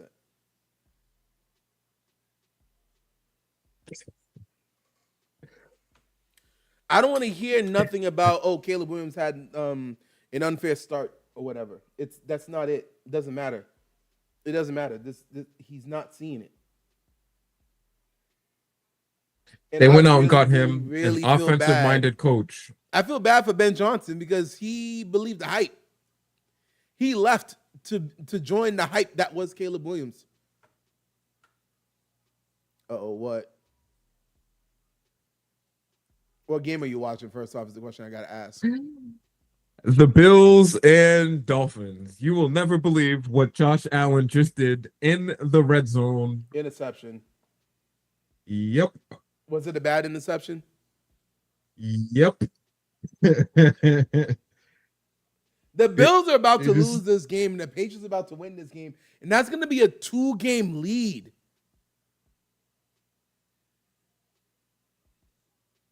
Hey, I'm here for it. I'm here for it. I didn't when Brady was here. I didn't buy into all the Josh Allen hype. Listen, he's a great player. He deserved the MVP award the year that he won it. But I just never fully bought into the hype. Right now, this should be the Bills division for the foreseeable future. If they allow the New England Patriots to come and take it away from them and now make it a competitive division, then shame on them. But I'm here for it. Let me ask you this question. I believe the Bills are not using they want to focus so much on anyone can get the ball on any given play. We don't want to focus on any one player. Right? I believe that Keon Coleman is better than what the Bills are showing. Either they don't know how to use him or they don't know how to use a wide receiver in that offense. That I'll agree with. He just seems, and you could almost blame him. I don't know. He's inconsistent. He makes big plays. When he's making plays, he looks, hey, geez, you got something there. But one week he's there, shows up, and the next week, whether it be play calling or what's going on with him, he just disappears. I wouldn't be surprised if they don't know how to use wide receivers. I mean, so much of what they do is just built around Josh Allen and his strengths and skills. Yeah, no. His ability to keep the play alive. I really do feel like that has to be part of it because it makes no sense. And they're talking about they need receivers. Everyone's telling them that they need a receiver. I don't think they believe they need a receiver. They think but listen, you need that one person who is your alpha dog. That when I need to go get 10 yards, can go get me 10 yards. But guess who that person is? Josh Allen scrambling. Yeah, you can't. Yeah, I agree. Well, you could say the same. Well, no. I was going to say you could almost say the same thing about Lamar Jackson. Hey, when you need a play, he's likely going to take off and try to get it done with his legs. But he's tried to involve his wide receivers in the game. It's one thing if you pass the ball to wrong team. It's one thing if you pass the ball to Keon Coleman, like 8 targets, and he got 1 catch for 7 yards. That's one thing. 2 targets? Listen, we want to give the Bills all the credit in the world for like having this spread offense. Everyone gets the ball and all this stuff because Stephon Diggs was the cancer, kind of put too much pressure on Josh Allen. They had to feed him the ball and stuff like that. But you want to know something? We were saying this about A.J. Brown and Jalen Hurts. You cannot, oh my God, more is coming out. Bettors won at least $450,000 on the bets against the pitchers. $450? $1,000. Oh, well, listen. Thought it'd be more. But real quick, back to this, right? We say like you can't just calling AJ Brown and be like, I know we ain't passing the ball at all game. Fourth quarter, 4th and 20. We need you to bring this in. If we say that for AJ Brown and Jalen Hurts, then we got to say the same thing about Josh Allen and Keon Coleman. That's true. Yeah, that's. I think that's fair. That's fair. Josh Allen's had, who was there before Steph Diggs? He had no one. Or was Steph Diggs the first? Steph Diggs was the first official weapon they got Josh Allen had. Yeah, and it worked out for a while until it didn't work. But when you go get yourself a AJ Brown, Steph Diggs at that point in his career, anyway, you don't go get him to serve as decoy all the time. You do need to get them involved early and young, so that way you can open up other aspects of your offense. Damn it, JJ McCarthy threw an interception, and then the Ravens were able to go down for a field goal. Then they kicked off the ball and they fumbled it, and the Ravens just went down for a touchdown. When I listen, there's a leprechaun in Baltimore right now getting hung by his eyelids or something, because ain't no way. That's how the second half starts. A 10-0 swing. Again, remember the Baltimore Ravens. They can't afford to have any. They can't afford to, but they don't need to worry about it. That leprechaun be giving them all the stuff they need.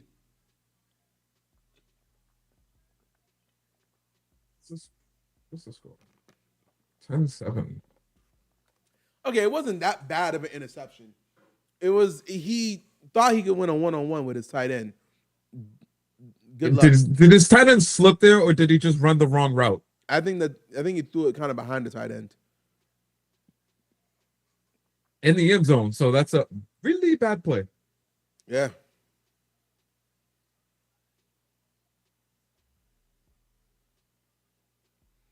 And Buka's cooking Gonzalez right now. Yes, he is. And Gonzalez is considered one of the better younger cornerbacks in the league right now. Mm-hmm.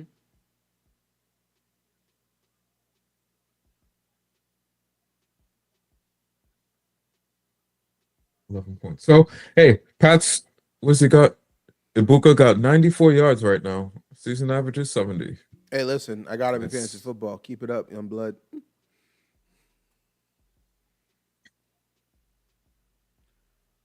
Ooh. The Buccaneers seems to like, you know what, let's settle down a bit. Let's figure this out. They're slowing it down. They're getting the ground game a bit more, getting the ground game going. Yeah.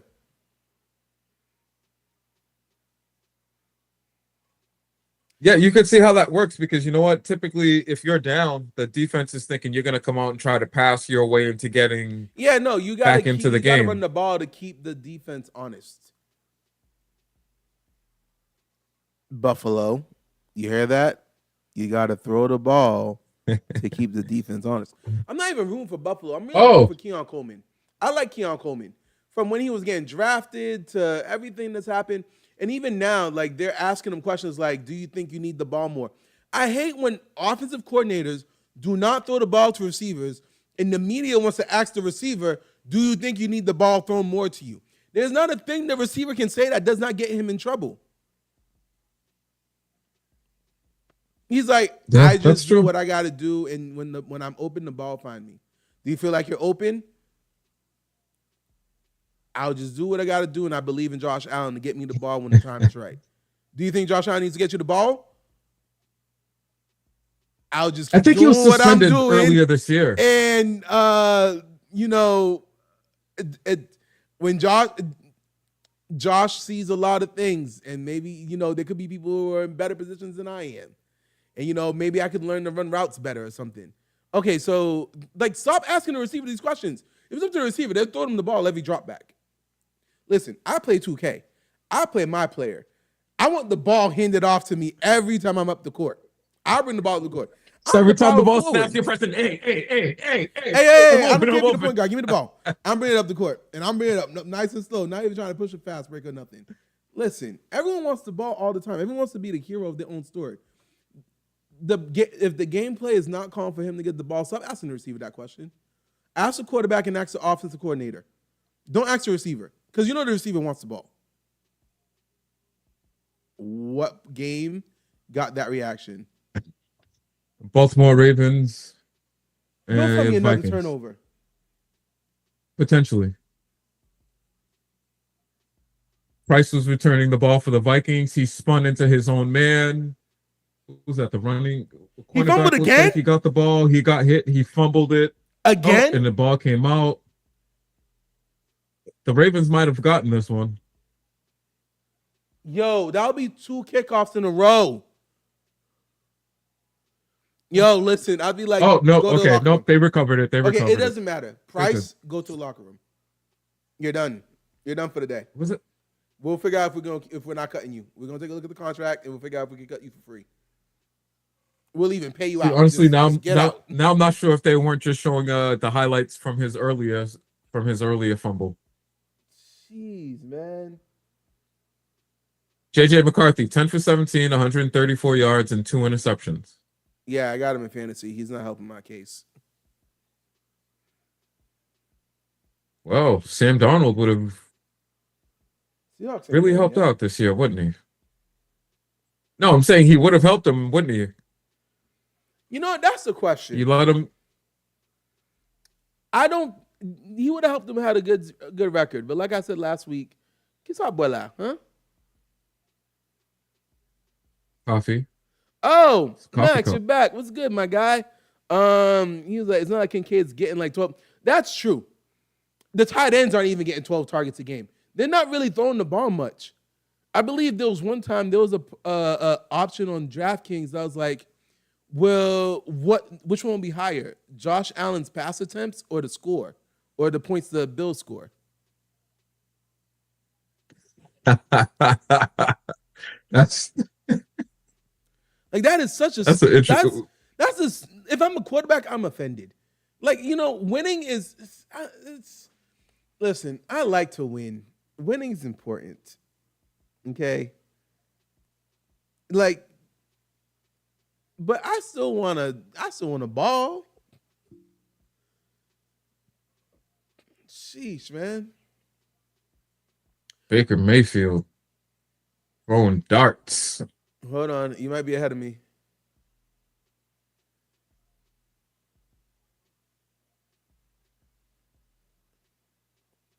Woo! What a touchdown! What a backflip. What a somersault. Was that front flip? Yeah, front flip. Front flip. I think I actually have. Hey, we've got a game. Yeah, we do. Vaguely enough. I think I dropped Tez Johnson.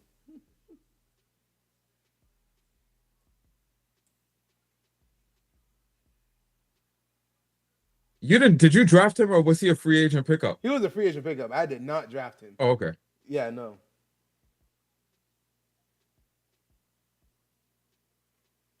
Oh, I picked him up in another league. Did I start him? 21-16. They're going for 2. I did not start him. Oh yeah, that'll keep it within the field goal. Yep. Stopped. Word. There's a flag on the Stop. field. Let's. Right?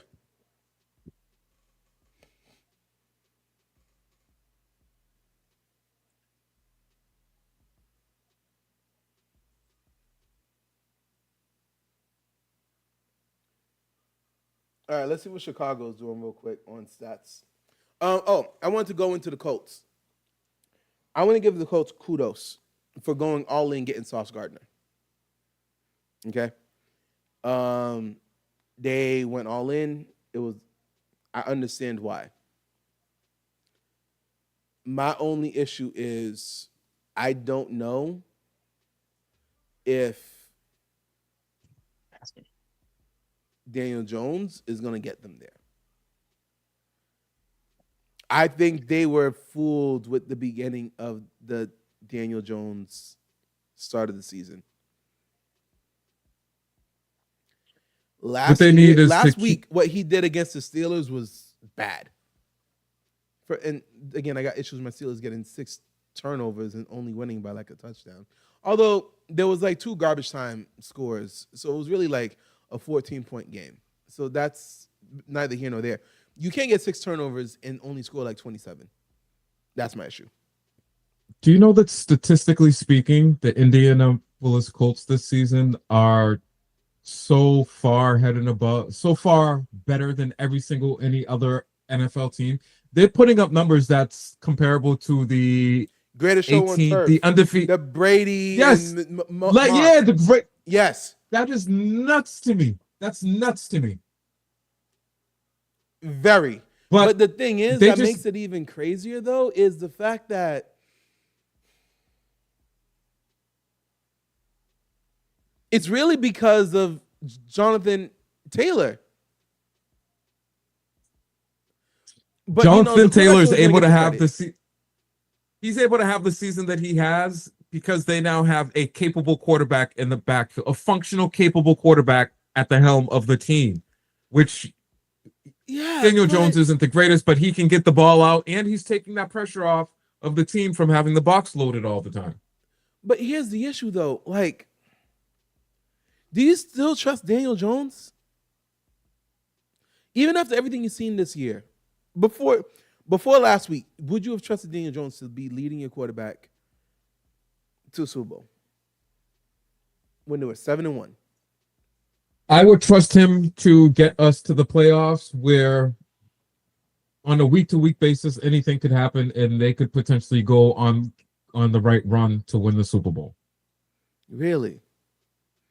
I'm not saying I'm not saying that he's going to be the reason why at every single game we win, but he's got a little bit of Alex Smith in him where I'm going to do my best not to lose the game for you. I'm going to manage the game pretty well for you.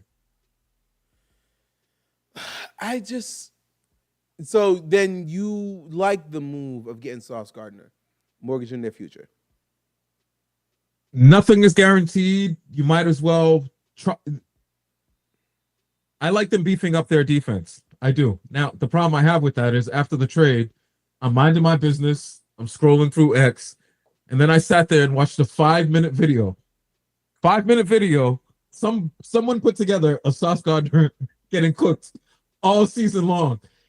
Hey, here's play number. Here's the game. Look at this. And it didn't look good at all. It didn't look good. I should have saved that video. I get that one. I do get that one. But the issue is for me, I kind of give defensive players a little bit of like grace when the offense sucks. Like it's really, when the offense sucks, it's really hard for defense to give 100% effort. It's just what it is. All right. Well, he's going to be on a winning team. That's playoff bound. And now he has no excuses. He better figure it out for sure. Let's see what he brings to the table. Damn, DJ Moore is doing nothing. Okay, so but back to it, right? My Pittsburgh Steelers, 6 turnovers, 27 points. That's not good. You get 6 turnovers, you should be over 35. You should have at least 2 touchdowns scored off of 6 turnovers.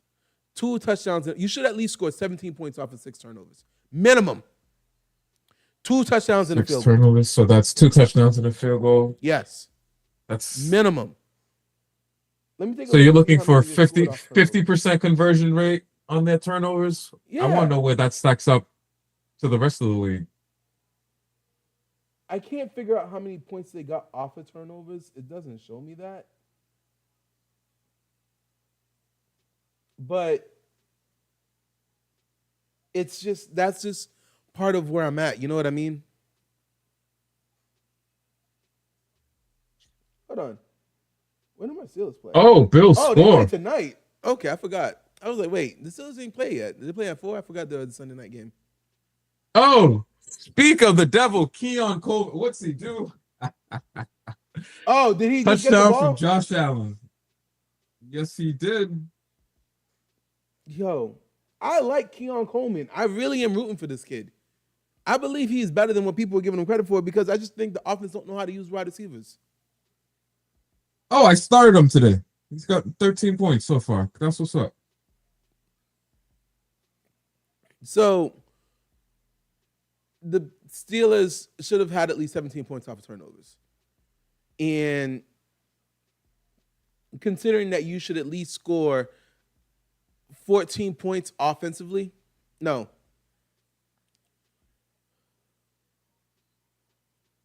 How many points do you think an offense should have per game?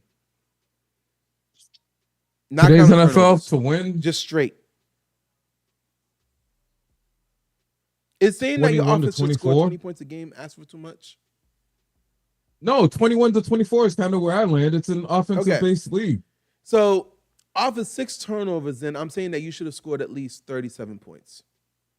38 points. If you were to see a score and you saw 38 to 14, you'd be like, damn, they blew them out. But then if I told you they had 6 interceptions, you'd be like, oh, okay, that's fair.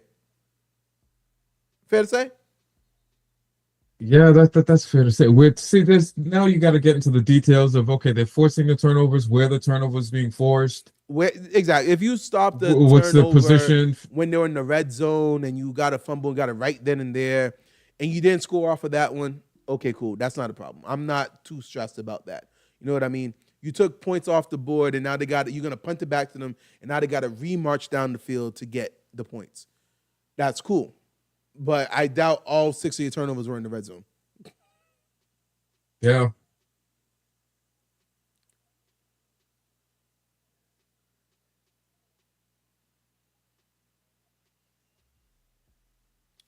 You see, May, you got to just throw the ball away, man.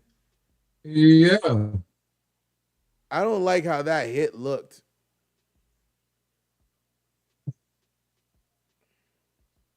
Ran into his own play. First of all, fam, Hendrickson, keep running down the field, buddy.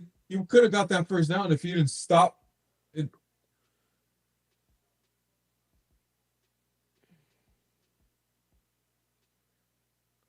He almost took out Henderson's knee. That's crazy. Okay. So that was my main gripe with the Steelers. I love to see the defense get the 6 turnovers and the 5 turnovers because it's been a real question. Oh, damn, Henderson's hurt for real, though.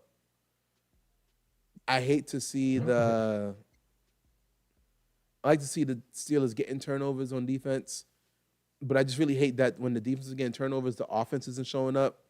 And when the offense is showing up, the defense isn't doing their job. Like, can we not play one complete complimentary football game?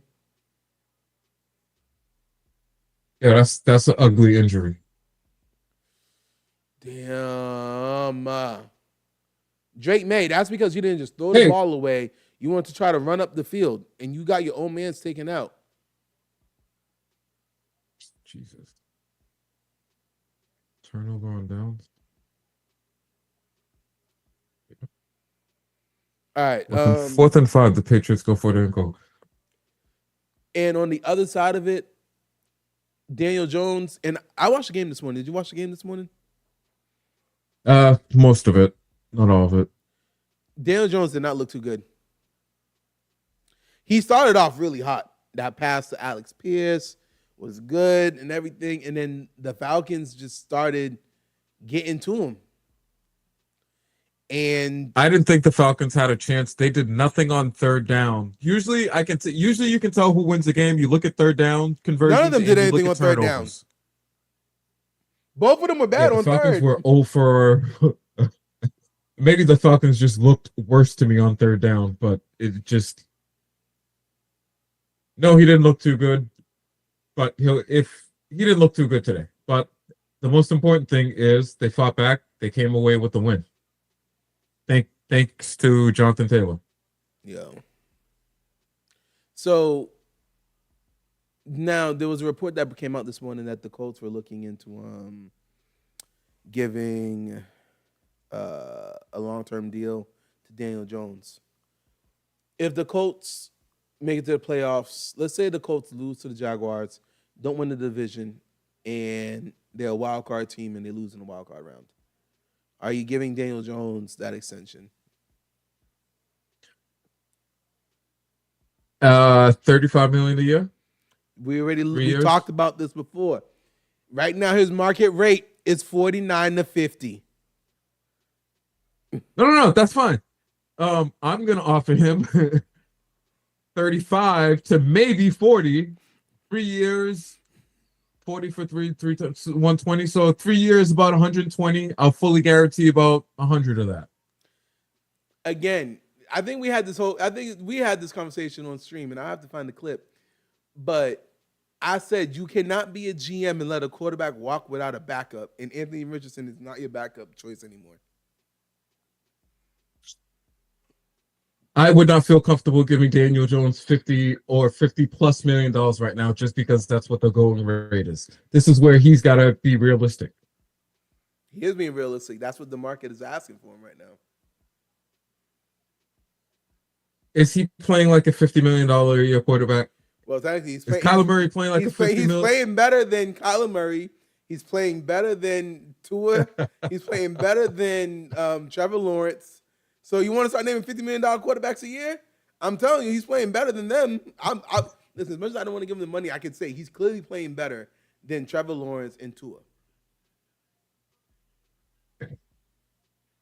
Correct? Can he sustain this?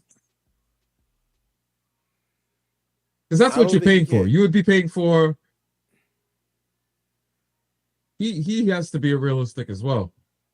Look, this team took a shot on you. You know what I'm going to be realistic for? The team that give me the most dollars.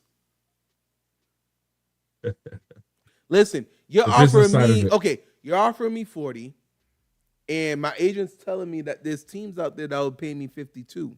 I want to stay here, but teams are offering me. Okay, 52. Hey, are those teams built the same way that we are, or are you going to have to do a lot more lifting on those teams? Just saying, that's very important. I don't know, but what I can tell you is, hold on, let me think of a team right now.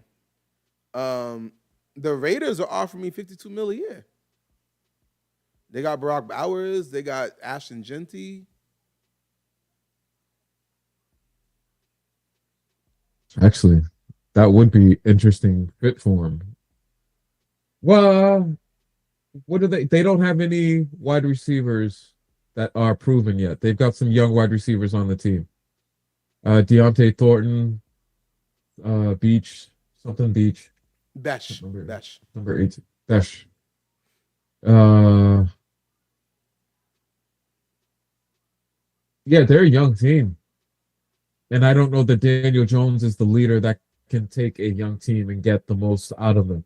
But hey, if they're willing to pay you $50 million to find out, let's not forget. Again, we did see. Don't forget what Daniel Jones looked and let your quarterback walk for free and not have a backup in mind, bro. That is a fireable offense. You know what? Hold on. I'm gonna clip this for sure this week, and I'm gonna put it on. All right, I'm gonna make a short of this, guys. Can you be a GM and let your quarterback go and not have a backup plan for the next quarterback for next year? Like, if you let your quarterback go and they ask you who's the quarterback for next year, I don't know. We got to go figure it out. Is that not a anybody but that bum? Is that not a fireable offense? Like, how pissed would you be if you sat over here, and I don't know why this is doing this now. If you sat over here and you heard the Patriots, like, no, we're not signing Drake May to a long-term deal. We're not signing him to a long-term deal. He's not worth $70 million a year. Okay, I guess. Fine. So, are you going to trade him? Or are you going to get another quarterback? Like, who are you going to get? Oh, there's no good quarterbacks in free agency either. Okay. So what you're saying is the devil you know is better than the devil you don't know. That, hey, you got to keep this guy until you for certain know. But that's the thing. You never know about these quarterbacks. For example, not every situation is going to end up being like Daniel Jones, where he picked the team where the quarterback that they picked to be the franchise guy wasn't panning out, and that gave him a legitimate shot at taking over the situation. That's not always the case. So Max put in the He could choose to chat go there. is saying that Raiders and Cardinals just need a mid-tier quarterback. I'm like, Daniel Jones is a mid-tier quarterback, but right now mid-tier quarterbacks get paid 50 plus a year. That is, and they're getting more and more of their contracts guaranteed. Giants with the. Did he score? Nope. Okay. Jackson Dart walking off to the No, not him too. going to the locker room. 17-10 lead on the Bears. He's walking to the locker room. Oh, who's the backup? Is it Russell Wilson? Oh God, yes it is.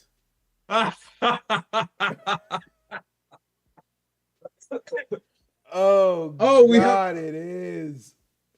And they're winning. If he loses this game, Russell's career is over. Oh man, that's funny. Do you not remember what happened last time Russell was on the field? Dayball went into the medical tent and was like, Jackson Dart, where you at? Oh my gosh. Oh, I can tell you right now, Dayball's not walking into that blue tent this time. Second and goal, ball at the one. He comes into the game. Hand off.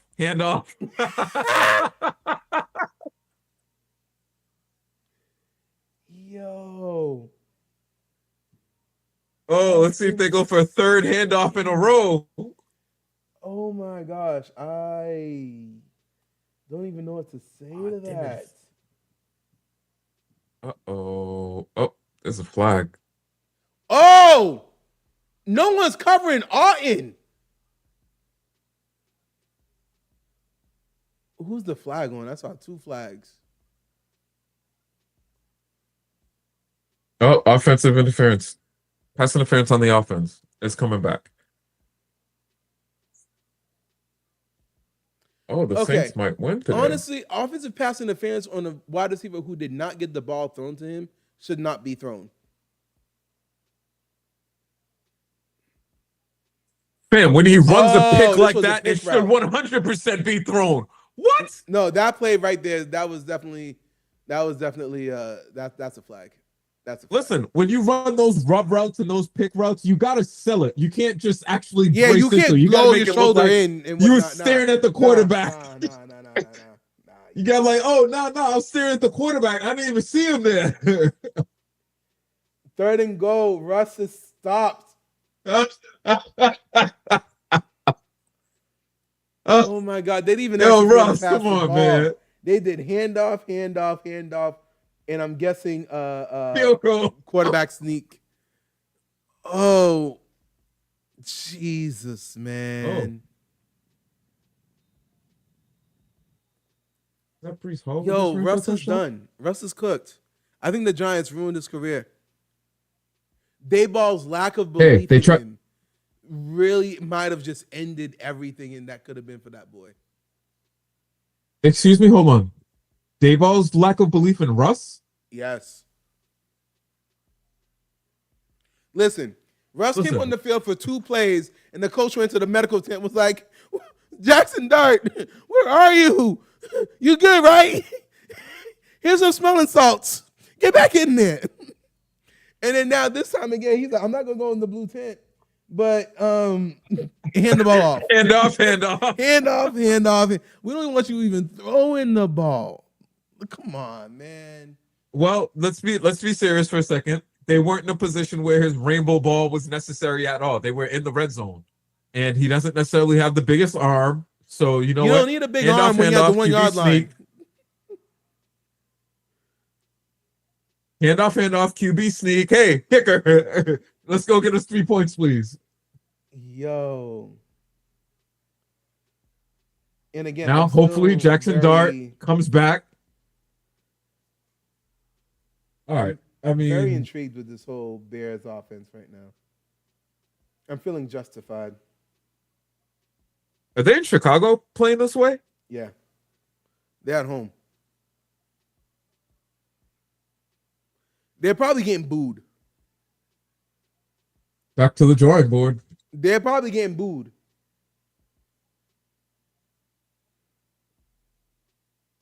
This is insane.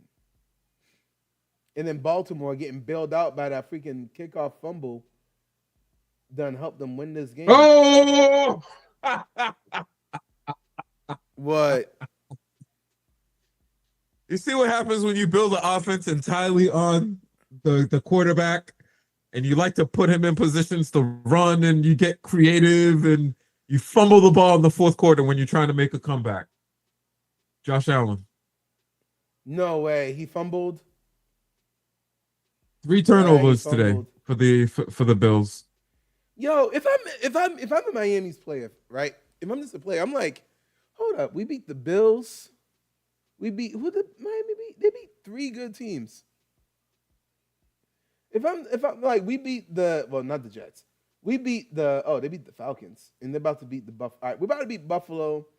We blew out the Falcons, and we beat the Jets. Okay, cool. Yeah, we're not a horrible team. Who'd you guys beat? We're not a horrible team. Listen, they lack discipline. They've had a pretty good lead on the Bills. Like, honestly, even though the score is 16-6, it really wasn't close. The Dolphins have been in control of this game the whole time. I agree with that.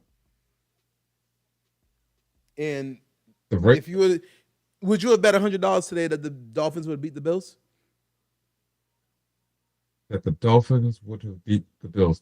If I had found $100 and I was just looking to spend it, other than that, I think everyone went into this game thinking, hey, the Bills are just going to walk over the Dolphins and see you next week. Even if I gave you a 6.5 point spread on the Dolphins and said, listen,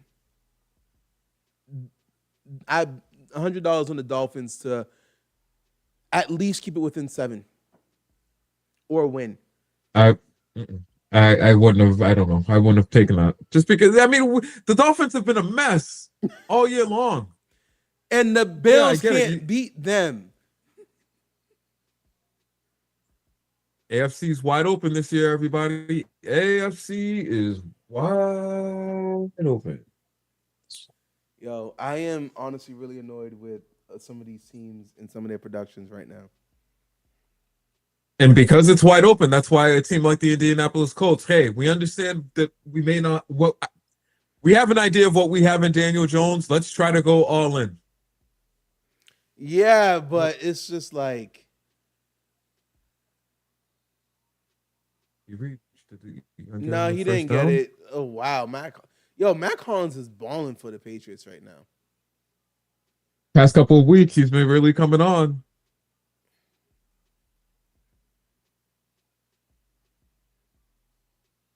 No, he didn't get it. Yep. Damn it. Maybe. Nah, he is down. He's short. 4th and 1. He punted away. Okay. This isn't Madden. I feel you.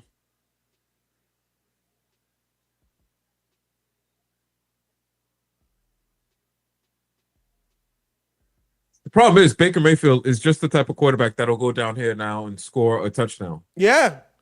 Remember, they started the year off. I think when they were 4-0, it was 4 game-winning drives by Baker Mayfield. Game's not over. Mark Andrews finds the end zone. Remember when he was a fantasy football beast? Remember? Do you remember? Remember when Mark Andrews was a fantasy football beast? Yo, listen. He was. And then it all got messed up after he dropped that one pass in the playoffs that caused the loss. After that, I think it's just been in his head. He has been in his head. Not think. He has been in his head. Is that all him, or is it the fact that they have a quarterback that doesn't play the traditional way of spreading the ball around? There's been some times where he really hasn't. I don't blame Mark Andrews' struggles is not on Lamar Jackson. And I have no problem speaking ill on quarterbacks. It's not on Lamar Jackson. He's been hurt. He's not getting separation. Like he was supposed to be like Travis Kelce. This man Yeah. he ain't do it. Oh, Dolphins game. Dolphins Bills. What happened? Damn, 23-6. And this is where that fits right into your recent comments of, hey, if I'm a Dolphins player, I'm confused.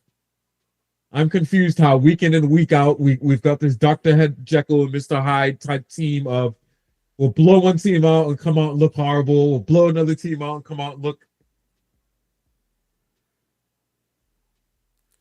It doesn't make no sense.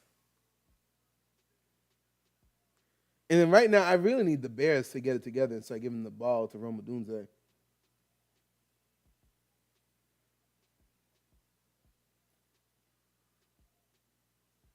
Wow. So maybe I won't be able just to, as a Patriots fan, pencil in W's over the Dolphins. Because we might end up messing around and get the good Dolphins team that week.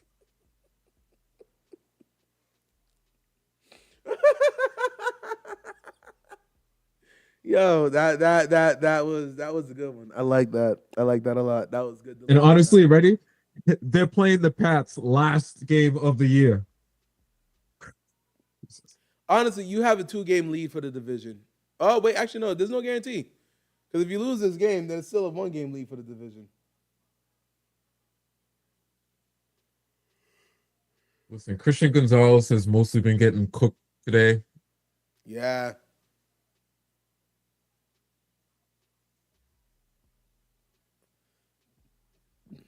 Gonzalez The Jets look like they're he's lost a lot.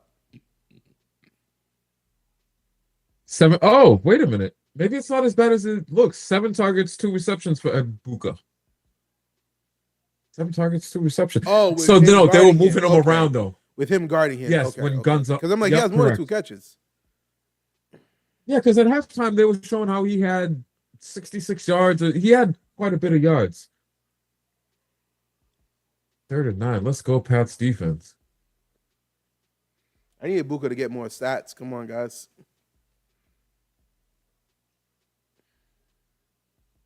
Could you clarify what kind of shots you're referring to? Oh, Are you talking God. about photos, vaccinations? Gemini. Oh, for real? Gemini was paying attention into eavesdropping on my conversations. Gemini's always listening, just in case you need some extra help. Yeah, no, Caleb Williams just went 3 and out when they needed a drive. It was 2nd and 1, 3rd and 1, and he couldn't even get a first down. All right, Patriots hold the Bucs defense. Now, if they could come out here, gain a couple first downs, and either get a field goal or ideally a touchdown, they put this game away. No, the Saints are going to it's still beat a 1-possession game. If it's a field goal. 16, 21, 24. Oh, geez, you're right. Now, and see, I do not want to put Baker Mayfield in that situation. They need to get a touchdown this next drive here. Take 4 minutes off the clock, get a touchdown. This is done. Who did the Patriots play last week? Max Million just said, these past 2 games have been too close to comfort for the Pats. Need to keep stomping them like we do in the first half. They always stall a little bit in the second. I don't remember who did we play last week. I'm going to tell you in 1 second. Oh, the Browns.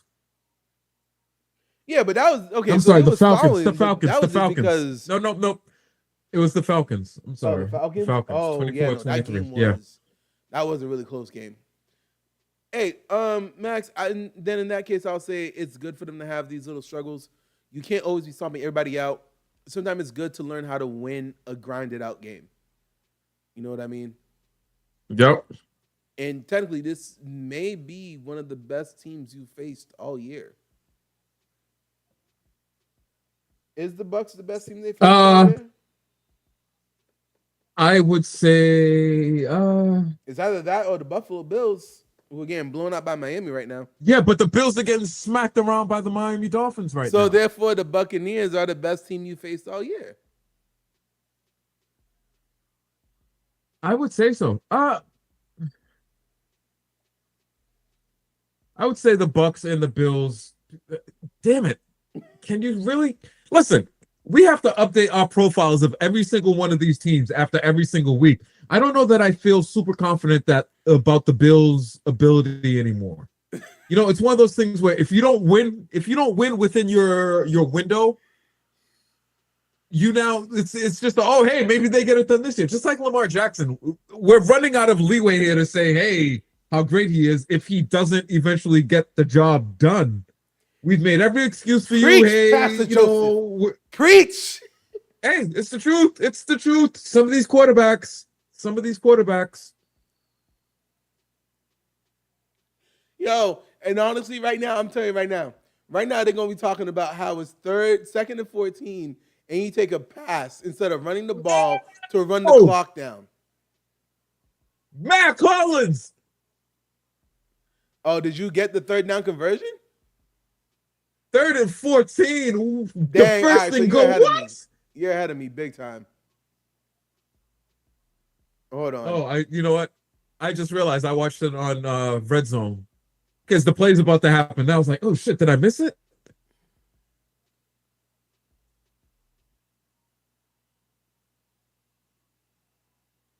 Yeah. Listen, God. 3rd and 14. 3rd and 14. Do you trust Kyler Murray to make that throw for you? Hell no. Do you trust Daniel Jones to make that throw for you, given the year that he's having? No. Sam Darnold? No. Well, so okay. Hold Caleb Williams. Mid-season, yes. Mid-season, yes. Do you trust Caleb Williams to make that throw for you? 3rd and 14, Bro, week 9. Caleb Williams, so I'm not the right person. We're competing for a division. We're trying to secure a playoff spot. Ask a quarterback that I say? like, okay? Run. Holding. Oh, flag. Yeah, flag. Roughing the passer. That's what's up. No, they threw the flag way before then. He threw his hat after. The first flag was probably holding. The second flag was roughing the passer. The penalties should offset.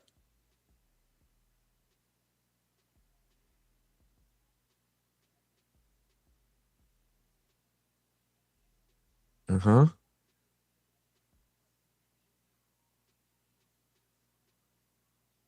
No, you want to protect your quarterback and tell him don't scramble. First and goal. Look at this. Holding. Yeah, man. You wouldn't let me go. Hey.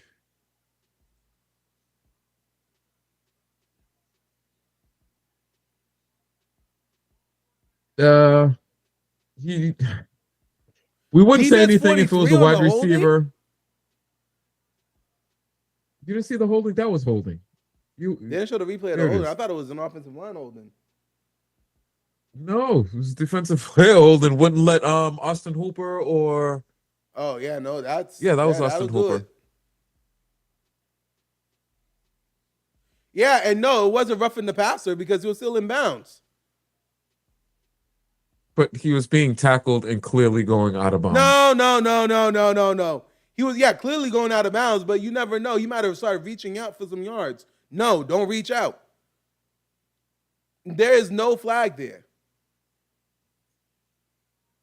Well, too late. First and goal, Pats.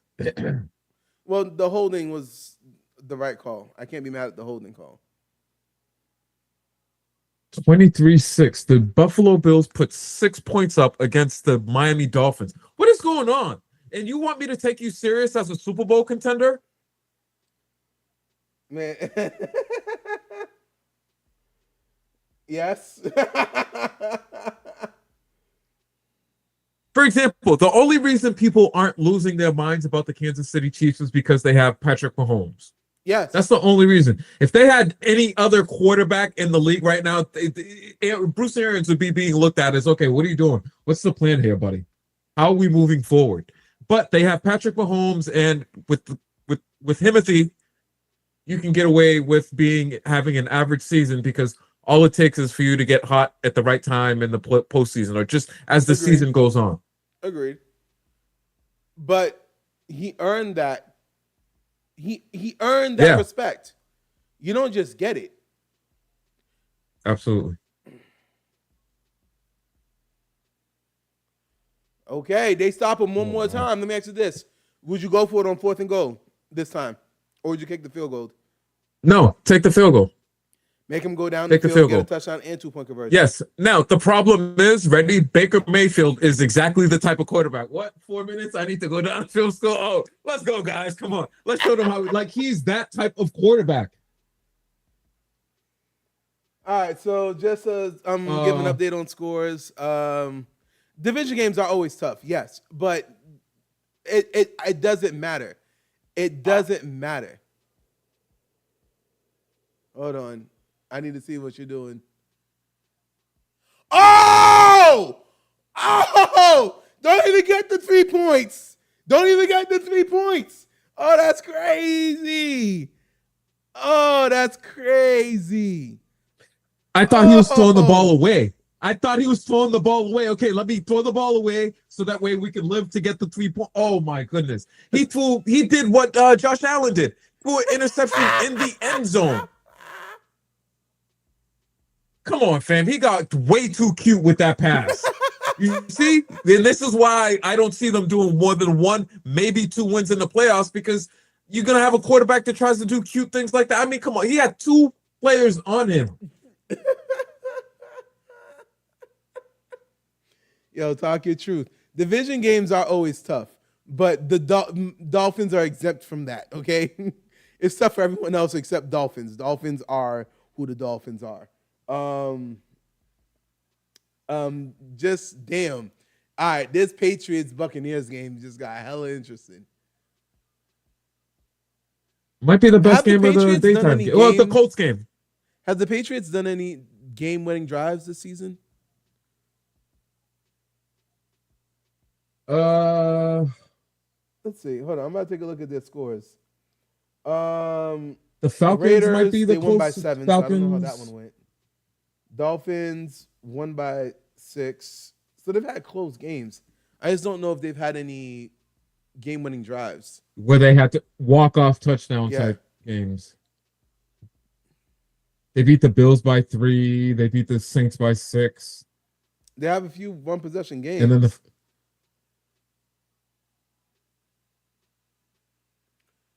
and right now I know they're talking about don't you dare fumble no ball. You guys catch it, you grab it, you hold on to it. Oh, Ramondre's not even in the game for me right now if we are able to get the ball. He's out. Okay, just a quick, while we're in the middle of this real quick score recaps.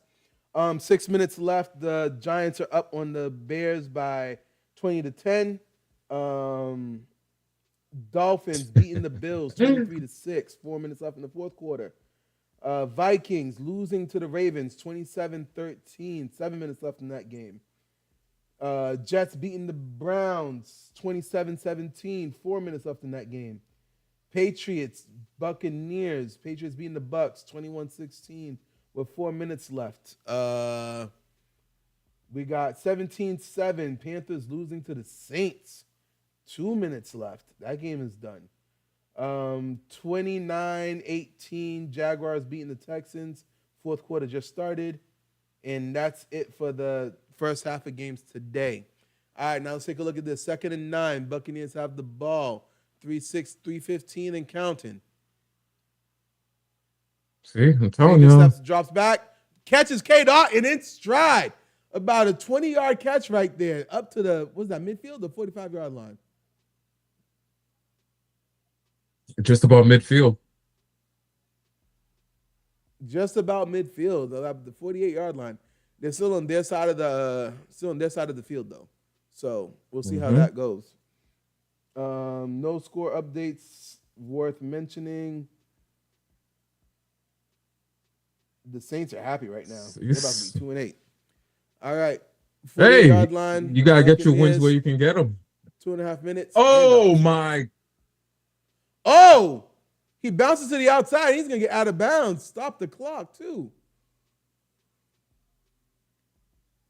See, and that's the thing. This is where you've got to play smart football, tackle them, keep them in bounds, make them start potentially using and burning those timeouts. make 'em You burn can't them be giving timeouts. up these 10+ yard runs. You can't.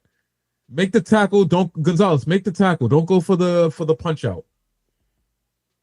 I don't know if Gonzalez is big enough to tackle Sean Tucker right there. Fair enough. All right. At the 39-yard line, other side of the field, 2 minutes, 26 seconds. Vegas That's what's snaps up. it. Looks.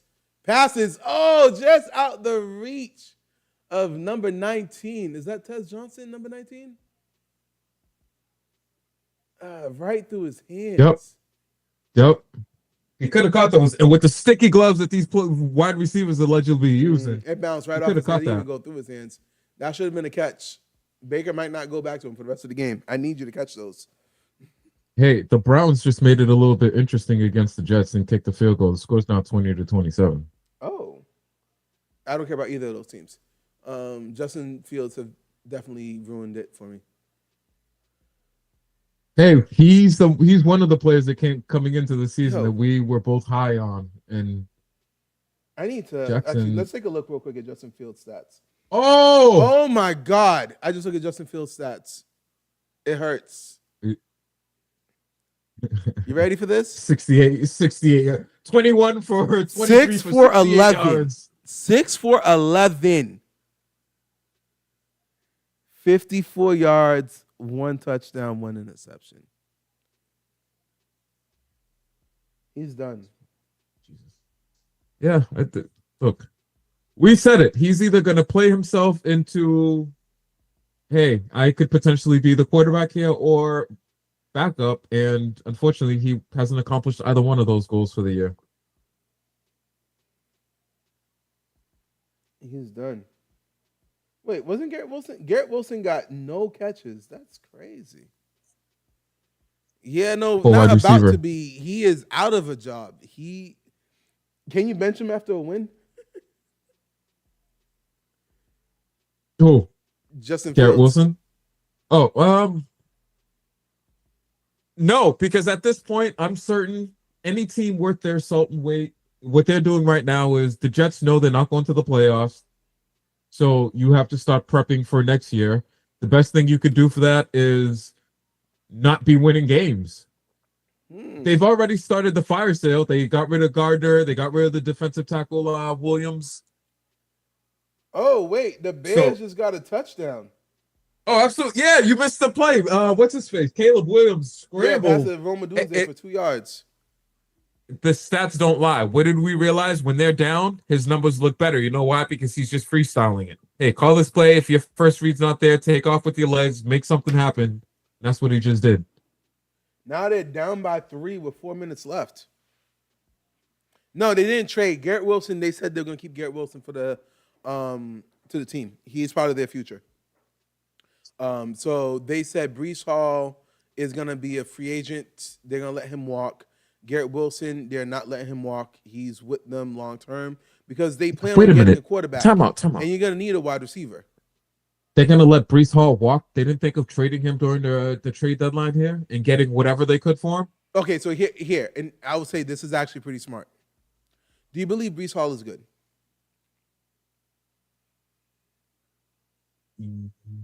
Yes, I do. Okay. I believe that he's a lesser version of a Christian McCaffrey style player who can do a little bit of everything that I think most teams would want. Here, they were asking for a 3rd round pick. Do you want to know why they were asking for a 3rd round pick for Breece Hall? Because if they let him go and he signs with another team and he actually does good, they could get a compensatory pick. So just give us a compensatory pick that we're looking for.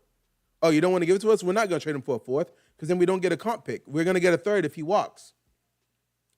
Damn! Oh!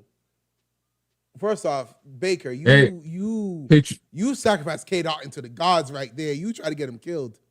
Yeah, defense. Yeah. Wait.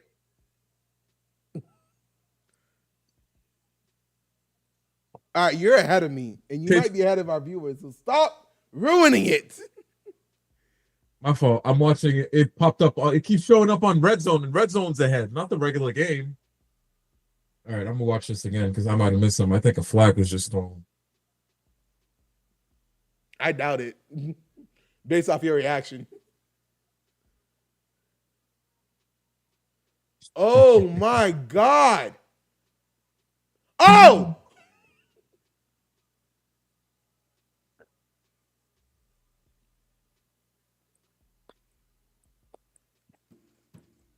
Damn. Very important for a young team to learn how to win like this. Hey, defense, close out the game. Actually, now the offense has to come out. They still need to get at least one or a couple of first downs. Yeah. Now, this is the bad with a Baker Mayfield. Who's that in the booth? Oh, that's Dave Portnoy with Bob Kraft? Yeah, that's Dave Portnoy, yeah. But hold on. As much as you're saying that's the bad thing with Baker Mayfield, I don't know if that's the bad thing with Baker Mayfield. He got pressured. It was 4th down. Okay, no, you know what? He's going down. He just pops it up to the running back, which was there. So he had to do something instead of okay. Did the Dolphins just score again?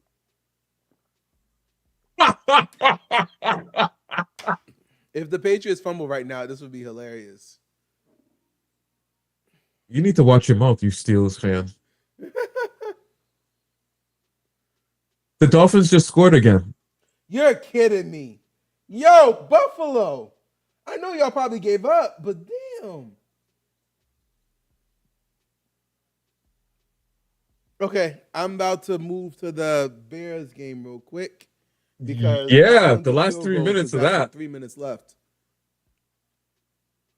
And it's 4th down. The Giants are about to punt. If you're the Giants, you don't want to win this game.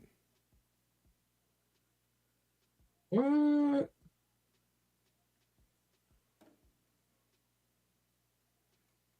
I need my team to understand victories. Is it The still process of Russ that's winning playing in the games. game, by the way? Yeah, it is. See, that's their problem right there.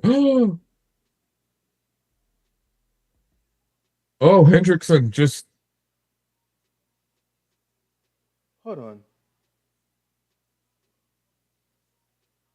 Pats just scored. I just see. Look at me. I got distracted. Wait, the Pats scored? Yeah. Hendrickson took it in there 70 yards. Henderson just ran for how many yards?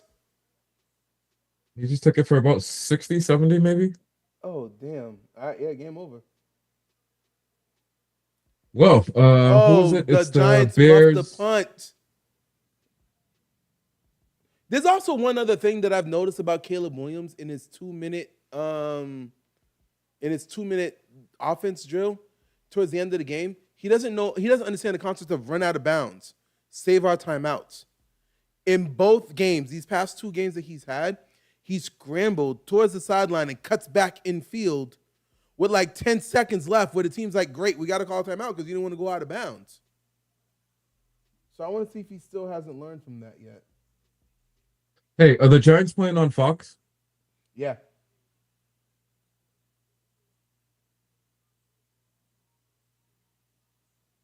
Third and 60. So 4th and 60. Are the Jets going to lose this game? For real? What do you mean the Jets? There's no... Listen. Okay, DeAndre Swift. All right, to the 45-yard line.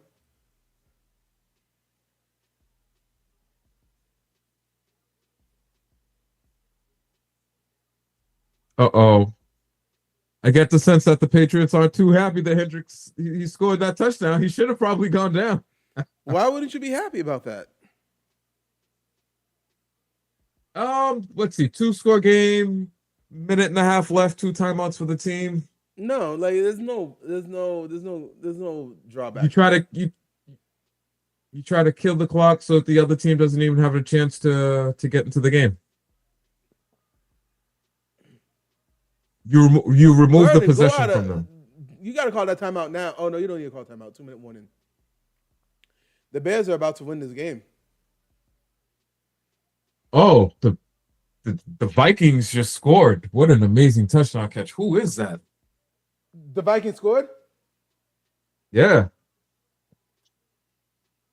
27-19. I don't even have that one populated on my thing yet. Oh, Jalen Naylor with a 10-yard touchdown. Let's go. Nice. Look at him. Drive the toes and everything.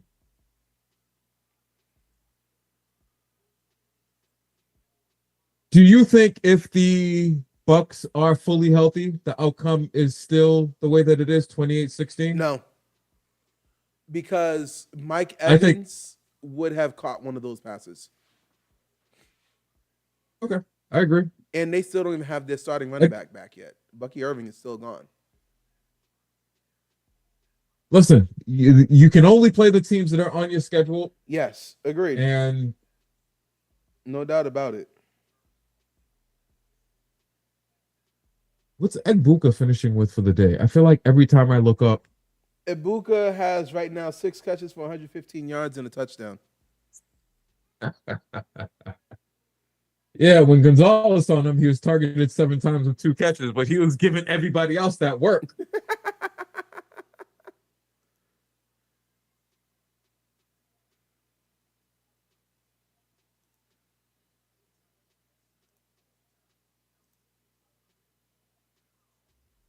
Oh, they can't stop the clock. So the Browns and what's his face, Dylan Gabriel, they're gonna get the ball back with, call it, a minute left in the game, down by 7. Man, ain't nobody worried about no Browns Jets game. Come on, man. Don't even try to put me on with that information. Oh, not Justin Fields. They're keeping him in the game. Yeah, Gonna no, go they for want it. to lose the game so that they could bench him next week for Tyrod Taylor.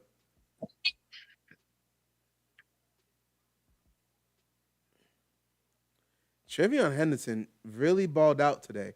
147 yards, 2 touchdowns, and 1 catch for 3 yards.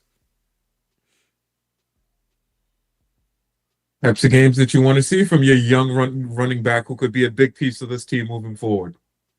Very big.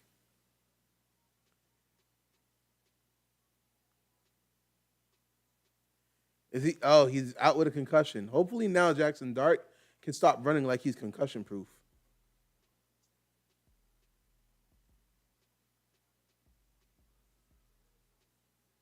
Oh man. Oh my God. Yo, Oh, by the way, what if the Maximilian, I Bears just realized win I'm that facing you in game? La Liga. Hope you enjoy this loss, buddy. Oh, yo, I hate the Fox app. It crashes all the damn time on my TV.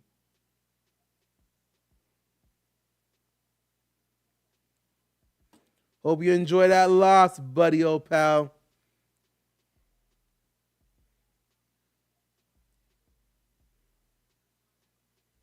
Damn, Justin The Fields. Bears now have a 65% win probability for their game. Yo, Here's the thing. Caleb Williams is gonna make us. No, this is Caleb Williams and the Bears are looking like that team. Like, okay, I wouldn't mind playing against them. Their wins are fraudulent. Their wins are fraudulent. The only win that was not fraudulent was the Bengals win. No, even then, no, that was fraudulent because that Bengals defense on that last drive. Yo, by the way, we got to talk about this before the stream is over. How do you feel about the Bengals post-game conference after the loss? Oh, I didn't see it. What happened?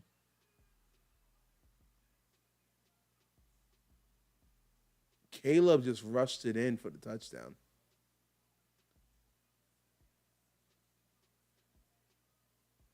Listen, in case any of y'all missed earlier in the show, we diagnosed his game. Please like and subscribe. Try to go back and catch it. This video is going to be posted. You'll be able to go back anytime. But we were 100% right with him. Hey, when you're down, you basically call him plays and saying, hey, if your first read's not there, hey, buddy, do what you got to do to get it done for us. And on the last 2 drives, he made plays that put them in position to potentially win this game now. That's insane. Because now what you're asking is you need Russell Wilson to come out here and lead a game-winning drive with call it a minute and a half left in the game. If Russell does it, what do you say? Was I that? told y'all stop playing with. I told y'all stop playing with Baker Mayfield. I told y'all. See, I told y'all. What just happened? Tez Johnson making up for his drops. Damn. Hold on. Now there's 30 seconds left. Hold up. Skier, back to Paramount. Hold on. Hold on. I need to go back and see what this game's looking like. Patriots lead 28. Call it 23. Yeah, but they're about to do an onside kick right now, right? Like Correct. it's not a Yeah. choice. Man, look at that. Patriots sitting atop the AFC East, 7-2, about to go to 8-2. Buffalo's about to go to 6-4. So Shame. what was I saying though before, Caleb? Oh, the Bengals. You didn't hear the press conference or anything like that? Oh, yeah. No. What happened? Okay, hold on. I'm about to play the clip from Chase Brown.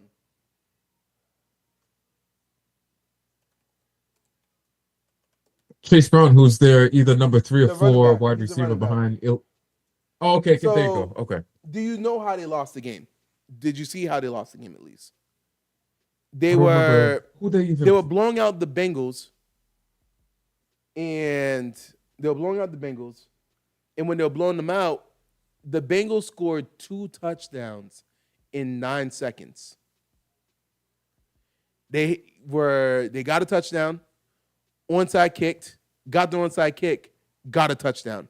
We're up 41-42 with like 30 seconds left. And you know what? You got it. Just pull it up. You will see that. Just type in Chase Brown interview and listen to what he had to say. And then also listen to Jamar Chase. Jamar Chase was another one. Pretty much it was equivalent of like, we just needed one stop.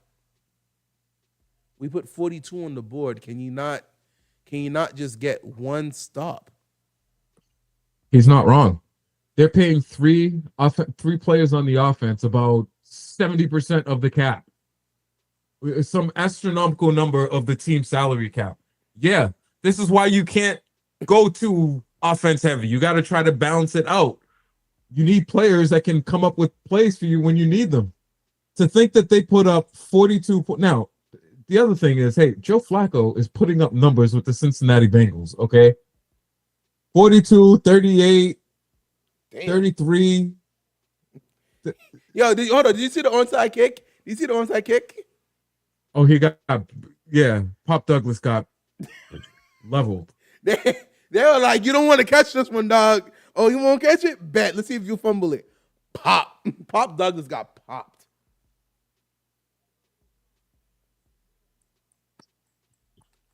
But yeah, no. There So you that's go. what they were Salute. saying. Like, just one stop. Can you not just get one stop? And then Chase Brown went as far. He was like, we put up 42 points. Defense, just finish the fucking game. Literally He's not called them wrong. out. He's not wrong. He's 100% right. If we can score 42 points and you can't hold them to something less than that, you're the problem. Well, the thing is, the Bears had 41 points up to that point. They just came back and got the second touchdown with like less than a minute left to go, and we're up 42-41. Just Yeah. do a stop. I'm vaguely. They couldn't do that. And then they sat over here, and yeah, no, everyone watching it was like, yep. The offense is, he said the quiet part out loud. And it's just, you got to feel bad for them a little bit.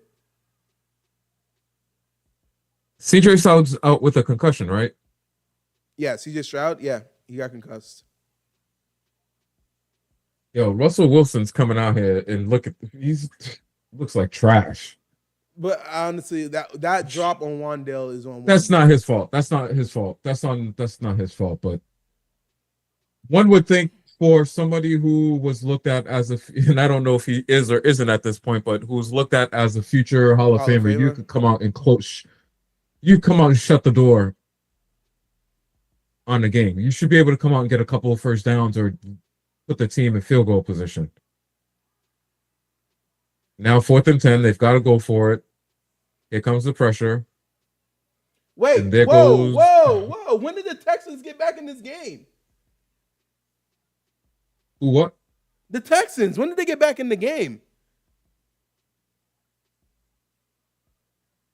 Ooh. It was like a 20-point game.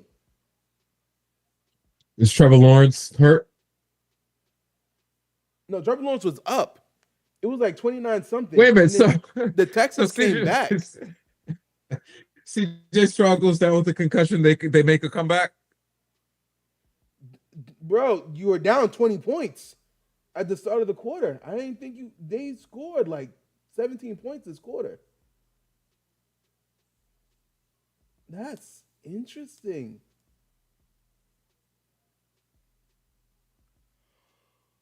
Uh-oh. Minnesota and Baltimore. Baltimore's kicking the ball back to Minnesota, up 27-19. Oh, no, that's the two Okay, possession some of these game. games. Oh, wait, no, that's a one possession game. Hold on. No, it's not. Yeah. I was like, wait, what? Touchdown and a 2-point conversion wins the game. Oh, ties the game. Excuse me.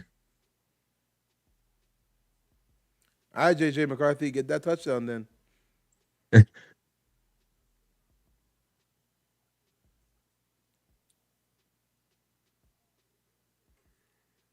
Oh, oof. I need to go turn on my heat. My AC getting this place a little chilly. You still got the AC rocking? Listen, sometimes it gets a little warm in the apartment. I'll be right back. Do you need the heat? It's 55 degrees. It's 55 Listen, well, the degrees. AC got me a I little can't burr up in here. All right? I'll be right back. I shouldn't even be fronting because you know what? The heat on this house stays on, and it's usually somewhere between 60 and 65. Closer to 60 during the day. We're home, 65 and up. Oh, what's going on here? Okay, JJ McCarthy's got the ball starting at about his 3-yard line. First down pass. Yeah, he that just goes overthrew the incomplete. ball. He overthrew. Who's quarterbacking the Texans right now? Is it Davis Mills? His name? Davis Is that Mills, what yeah. his name is?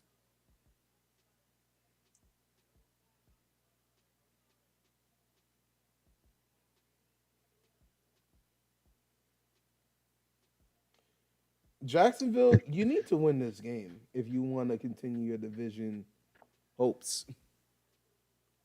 Yeah, if they lose, that's it for them. Oh, Because especially with the Colts winning today. oh, McCarthy with the legs.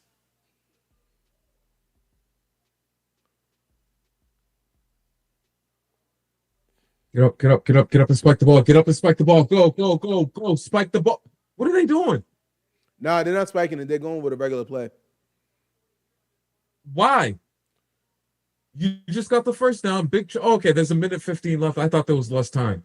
But still, I wouldn't want to be operating under a rush. Very true. See? Okay. Get back to the line. Now second. Your wide receivers are doing nothing but running right now. You want to give them a chance to catch their breath. So Them boys tired.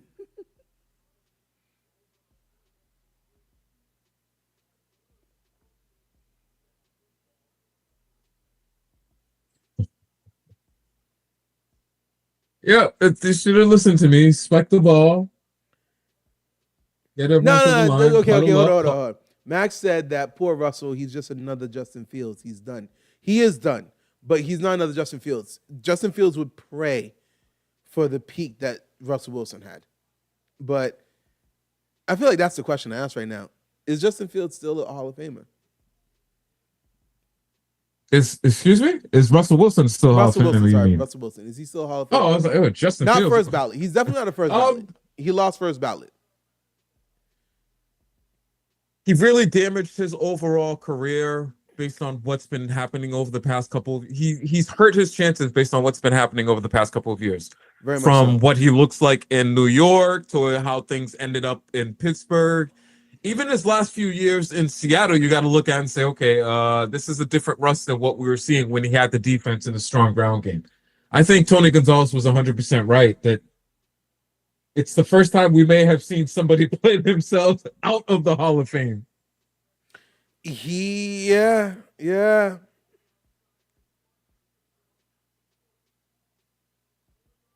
All right, now you need to start spiking it for real. This is poor clock management. We're poor. watching this. Very, very poor. This is horrible. Oh, they can't spike it. It's fourth down. Sounds like they should have listened to what I said earlier and just spike it then, get in a couple of plays. Oh, the Ravens did him a favor and called timeout, or is this a flag? No, Ravens called the timeout.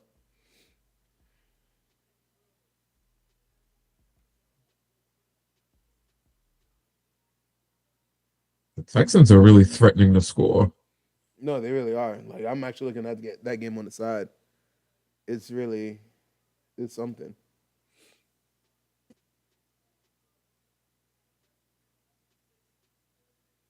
Yo. Dalton Schultz almost came up with that. Are you ahead of me? Oh, you're watching the Texans game. Okay, Schultz. Yeah.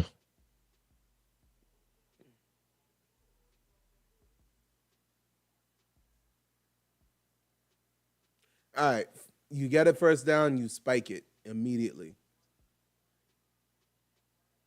The problem, they need a touchdown and a 2-point. They do, and he's just holding on to the.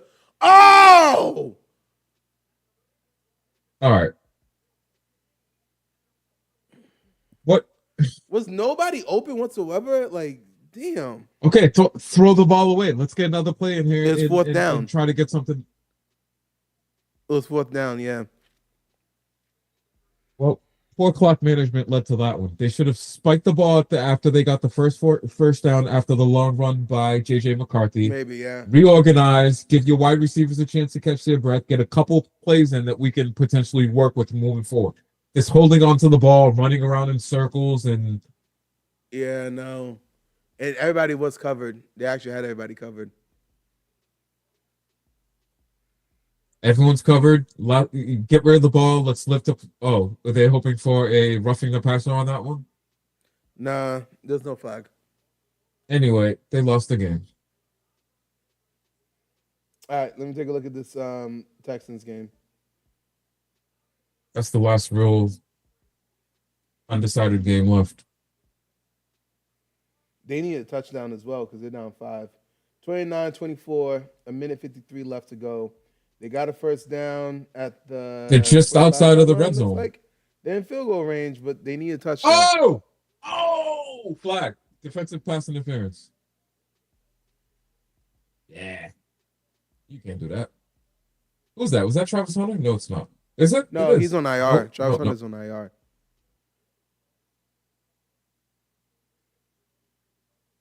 So see, that's also why you go get a Jacoby Myers. No Travis Hunter, no Brian Thompson Jr. They really threw a flag on that? I don't know if I want to throw a flag on that. Come on, he pulled him down. He pulled him down. Look at him holding his arm. He was blocking his arm from going up to make the catch. Come on. Really? All right. I ain't seen the replay yet.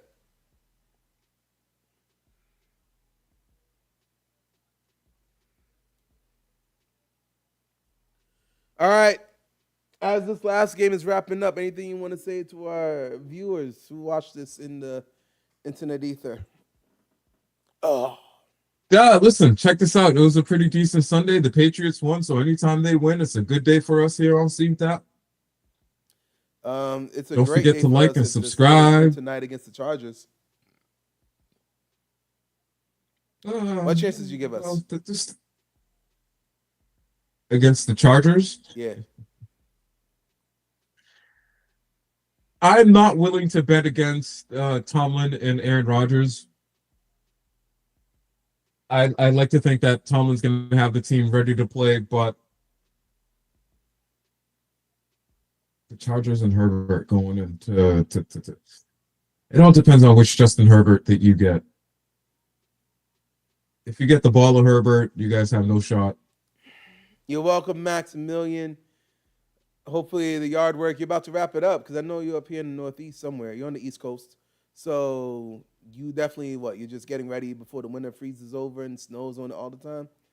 Well, good job. Hope you enjoyed. We kept you up to date with all the relevant games that we could think of. Although relevant, Max, you got about biased. Max, you got about 20 minutes of sunlight left. I hope you almost done. Listen, I'm not gonna lie to you. I've been sitting over here this entire week and was like, I hate wintertime. Ain't no literally, I'm working from home. It's 4:00. I'm like, am I working late? Like, what the hell's going on? Like, wait, no, it's only 4. Damn. Ain't nobody like this, dog. Yo, end daylight savings. And also, our vacation, by the way, is looking pretty secure. I've been taking a look to see if our flight to Atlanta has been one of the flights impacted by the new FAA regulations, and it hasn't been. So hopefully we're good. Yeah, but let's say the people in the TSA workers in Atlanta decide that that's the day they want to call in sick or make a point about something. I've been talking to some people that's going with us, and there's a concern about, hey, are we good? Are we taking a boat? Yeah, no. Malcolm was like, you right, but you ain't right, but you right. But nah, like, trust me traveling right now for work and all that, it's a point of concern for us as well. I don't know if you saw the Houston airport where the TSA people just all like F it and left. Again, I'm not gonna lie. Listen, 1 month without pay, you're not getting me for a second month. I'll go do Ubers or something. Because there are a lot of companies out there that if you work for the government, all you have to do is reach out to them and let them know you're a government employee, and they will work with you. But that's not every single company. And they already tell us that the majority of us are living paycheck to paycheck anyway. We can miss one and figure it out. But if you miss 2, which is a month, we're gonna start having some problems. Let me ask you this: and the Texans just scored. Who? The Texans. Yo, you know what? I don't think I like football anymore. Jaguars, Ravens, Texans, all of this don't make no damn sense, man. I don't get it. That's the parody that people look for in the NFL, though. Yeah, no, I do look for it. I do like it, but I'm just like, yo, what? And anyway, I just don't want the Ravens to win. They should not have won that game. I don't know how the hell the Vikings fumbled that game. Man, how far ahead of you are you? You're so far ahead of me. I still haven't seen them scored. Oh, for real? Yeah. Hey. Red zone pays off. NFL, this is your opportunity. Red zone got ad the would go here. Red zone has the script. Ad would go on here. It is ahead of the local television stations. Oh, he fumbled.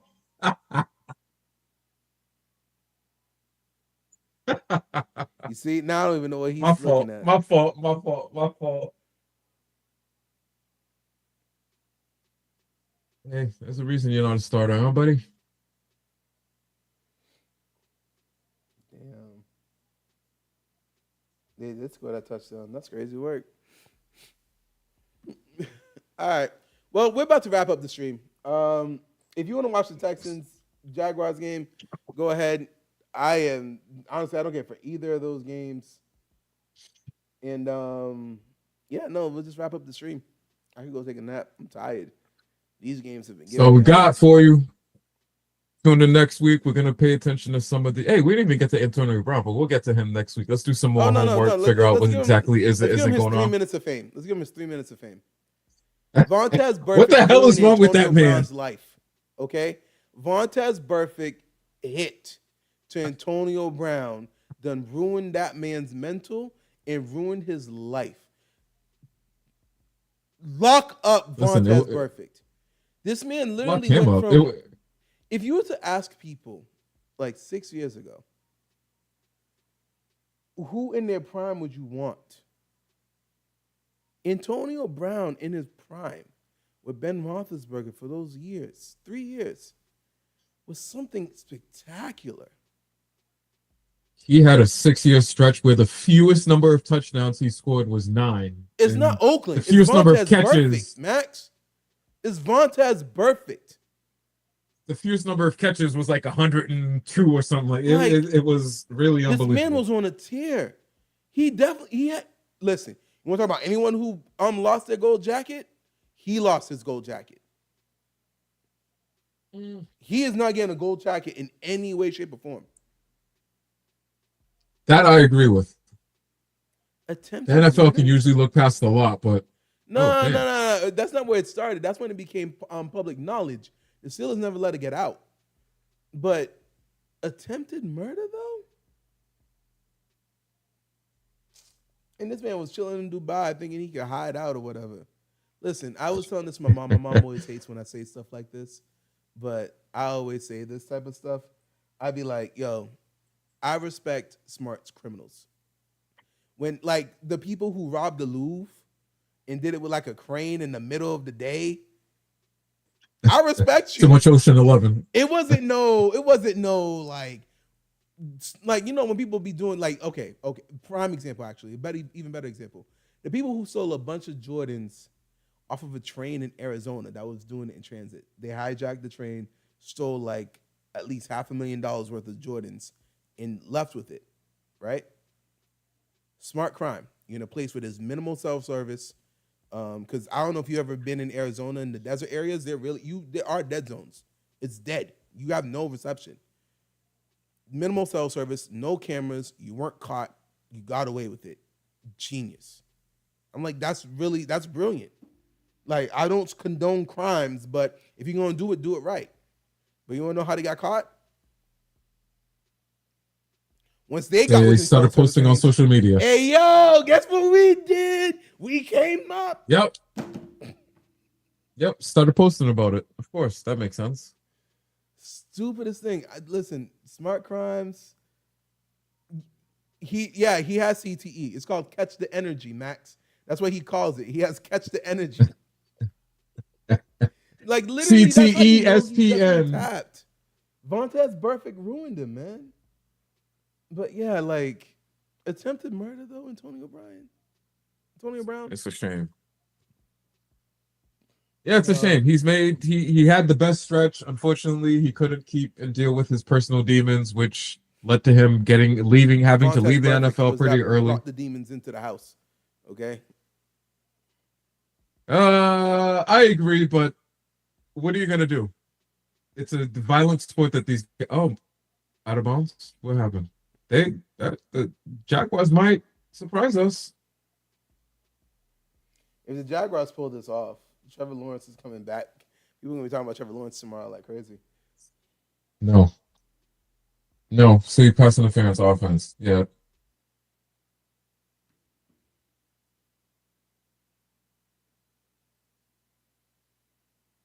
Yeah, no, I ain't interested in this.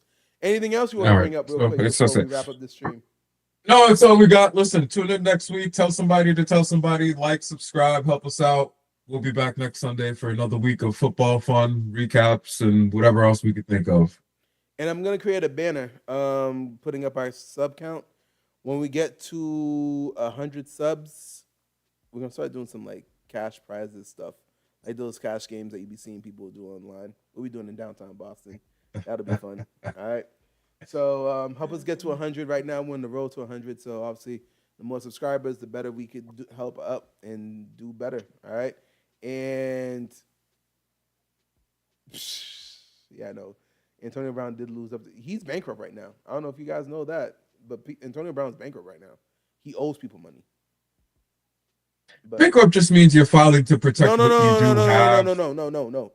He has no money. He's over here lying to get loans. Like there was one time he told the music producer he has a verse coming with Lil Wayne. Can you just spot him until he can release a song with Lil Wayne? And then the producer gave him the money, helped him, gave him the beat and everything. And he sat over it and held on it. And then the producer's like, yo, you said you were going to release a song with Lil Wayne. Where the money at? I gave it to you on good faith. So he wasn't, Antonio Brown wasn't answering his call. So he called Lil Wayne. Lil Wayne's like, I ain't got no song with no Antonio Brown. The hell you talking about? Yeah, nah, it's done. Anyway, like, subscribe, hit the notification bell, leave a comment below. We do Tune in next week. respond. We're out of here, y'all.